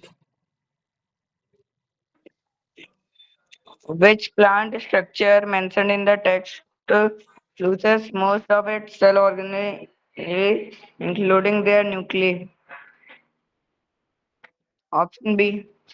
फॉइलम sieve tubes, very good. चलो मतलब फॉइलम सिव ट्यूब्स जो है क्या, एक तरीके का एक सेल है। तो सेल के अंदर तुम्हारा सेल मतलब क्या करना चाहिए, प्लाज्मा मेम्ब्रेन होना चाहिए। सबसे पहले तो सेल वॉल आनी चाहिए, फिर प्लाज्मा मेम्ब्रेन आनी चाहिए, फिर साइटोप्लाज्म आना चाहिए, साइटोप्लाज्म में न्यूक्लियस होना चाहिए, अदर अदर सेल ऑर्गेनेलीज होना चाहिए। लेकिन फॉइलम सिव ट्यूब्स तुम्हारा एक ऐसा सेल है जिसमें तुम्हारा न्यूक्लियस भी नहीं होता, न्यूक्लियस के साथ साथ तुम्हारे अदर भी सेल ऑर्गेनेलीज काफी बार नहीं पाए जाते हैं। तो ये चीज हो गया। चलो इसका आंसर बता दो, अगर यश है तो वो बता दे, नहीं तो फिर अभिषेक बता दे।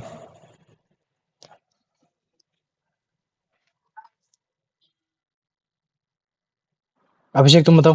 What is the benefit of fol- folium फॉइलम, फॉइलम।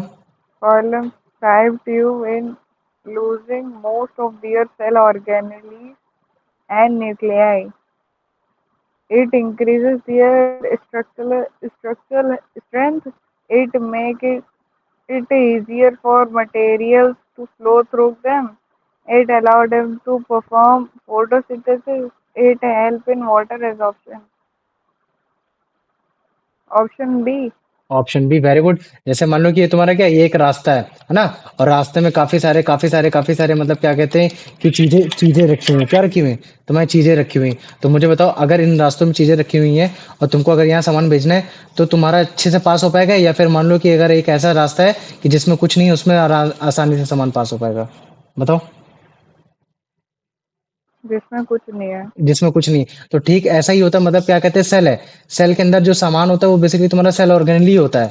तो अगर मान लो कि अगर हमने कुछ सेल का कुछ ऐसा पैटर्न बना दिया है कि सेल काम क्या कर रहा है, सामान को इधर से उधर ट्रांसपोर्ट कर रहा है, तो जितने ज्यादा तुम्हारे सेल ऑर्गेनलीज कम होंगे उतने ही ज्यादा वो आराम से पहुंच पाएगा। तो इसी वजह से जो तुम्हारा फॉलम सीड ट्यूब होता है वो क्या कहता है, सेल ऑर्गेनलीज में न्यूक्लियस के साथ साथ तुम्हारा तुम्हारा ऑर्गेनलीज को भी किक आउट कर देता है, जिसकी वजह से मटेरियल बड़े अच्छे से फ्लो कर पाते हैं। आप समझ में आ गया कि नहीं आ गया, पहले ये बताओ। Yes. आ गया ना? चलो ठीक है, प्रोमेथियस का आंसर बताओ बेटा।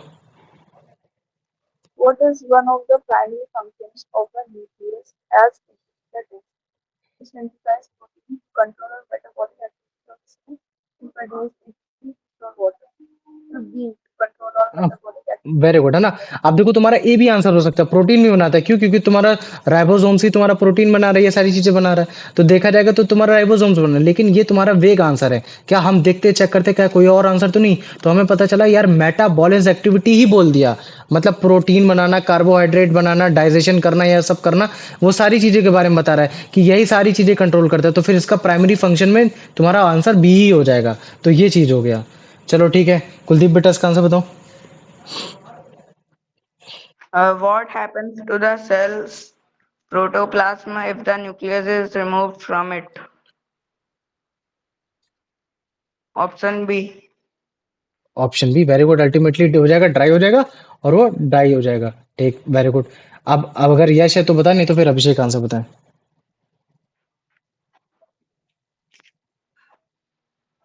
हाँ भैया, हाँ besides controlling metabolic activities, what else does the nucleus regulate? Regulates. Protein synthesis, respiration, the cell cycle, osmosis. भैया the cell cycle. हाँ, 10 सेल साइकिल, वेरी गुड, चलो ठीक है। अब इसका अगला भैया तुम ही, हाँ बोलो बेटा। भैया क्लास कितनी देर तक चलेगी? बस यही लास्ट, ये एमसीक्यूज बचे, फिर उसके बाद क्वेश्चन लिखूँ, क्लास एंड हो जाएगी। चलो तुम अगला ही बताओ, इसका अगला बताओ, तुम ही बताओ। The nucleus is concerned with the transmission of what from the parent or to offspring. Hmm. Energy, water, hydratary trait, हाइड्रेटरी नहीं वे, हेरिडेटरी। hereditary traits, हाँ, nutrients. भैया nutrients. Option D hereditary traits. Hereditary. तो देखो तुम्हारा न्यूक्लियस हो गया अब complete. अब न्यूक्लियस के बाद आएगा साइटोप्लाज्म, लेकिन जो आज हमने किया है उसकी आंसर राइटिंग करना जरूरी है, क्योंकि नंबर उसी के मिलेंगे, याद रख लेना इस चीज को। ठीक है, तो सबसे पहला क्वेश्चन ये आएगा तुम्हारा, what is the structure of chromosomes, है ना। आराम से समझा देना, कोई दिक्कत नहीं है, ठीक है। What is the structure of chromosomes, तो बताना कि उसमें तुम्हारा सेंट्रोमियर कहाँ होता है, टेलोमियर क्या होता है, टेलोमियर में तुम्हारा वो क्या होता है, ये सब बता देना। क्रोमोसोम्स, ठीक। तो ये क्वेश्चन हो जाएगा तुम्हारा 3 मार्क्स का हो जाएगा, ठीक है। फिर दूसरा क्वेश्चन ये हो जाएगा, अपने अपनी वर्डिंग में लिखना, छापने की जरूरत नहीं, कुछ नहीं नहीं आता सीधा बोल देना, लेकिन अपने वर्डिंग में लिखने की कोशिश करना, धीरे धीरे आ जाएगा, ठीक है। What is diploid and haploid chromosomes, है ना, ये हो गया। ये क्वेश्चन तुम्हारा ये हो गया, इसको बड़े आसानी से लिख देना, और जब टाइम मिले तभी करना, अदरवाइज पहले स्कूल का काम कर लेना, ठीक है। ये हो गया तुम्हारा 4 मार्क्स का हो गया। अब क्वेश्चन नंबर जो तुम्हारा 3 है वो ये है कि what are the different cells, what are the different cell where nucleus lakhs, lakhs मतलब समझते हो ना, कमी होना, लैक, लैकिंग, है ना। तो लैक्स मतलब क्या है, यहाँ तुम्हारी कमी, यहाँ लाखों करोड़ों वाली बात नहीं हो रही, लैक्स मतलब कमी। तो कौन कौन से तुम्हारे डिफरेंट सेल है जहाँ तुम्हारे क्या कहते हैं न्यूक्लियस लैक कर रहे हैं, तो उनके बारे में बताना है, and why it is so, why it is so, और ऐसा क्यों है ये भी बताना है। कि जैसे आरबीसी में तुम्हारा ऑक्सीजन की वजह से, फॉलन ट्यूब में सामान पहुंचाने की, इन सब की वजह से। तो ये हो गया तुम्हारा, ये आराम से, ये भी तुम्हारा 4 मार्क्स का हो गया, ठीक है। और फिर जो क्वेश्चन नंबर तुम्हारा तो 4 हो फर्स्ट गया, क्वेश्चन में डायग्राम बनाना है। हाँ डायग्राम बनाना है, डायग्राम में बताना है सेंट्रोसोम क्या होता है, सेंट्रोसोम की वजह से पोजीशन कैसे चेंज होती है, इमेज कैसे चेंज होती है, टेलीमियर क्या होता है ना, ये सब चीजें समझा देना। फिर जो क्वेश्चन नंबर 4 है उसमें ये बताओगे, what is the function of chromosomes, what is the function of chromosomes, ठीक है। अब मुझे बताओ, इसमें ये जो तुम्हारा फंक्शन ऑफ क्रोमोसोम्स मान लो 2 मार्क्स का है। अब इन 4 क्वेश्चंस में अगर किसी को कोई भी डाउट है तो मुझे बता सकता है। किसी को कोई डाउट है? नहीं भैया। नहीं। No sir. प्रोमिता आपको? नहीं सर। नहीं। और ये अभिषेक बेटा आपको? नहीं नहीं ना, पक्का? चलो ठीक है। तो अब जाके हमारी क्लास एंड हो रही है, थोड़ी लग सकता है कि बड़ी हो, लेकिन इतनी भी ज्यादा बड़ी नहीं थी। कितनी घंटे की थी क्लास?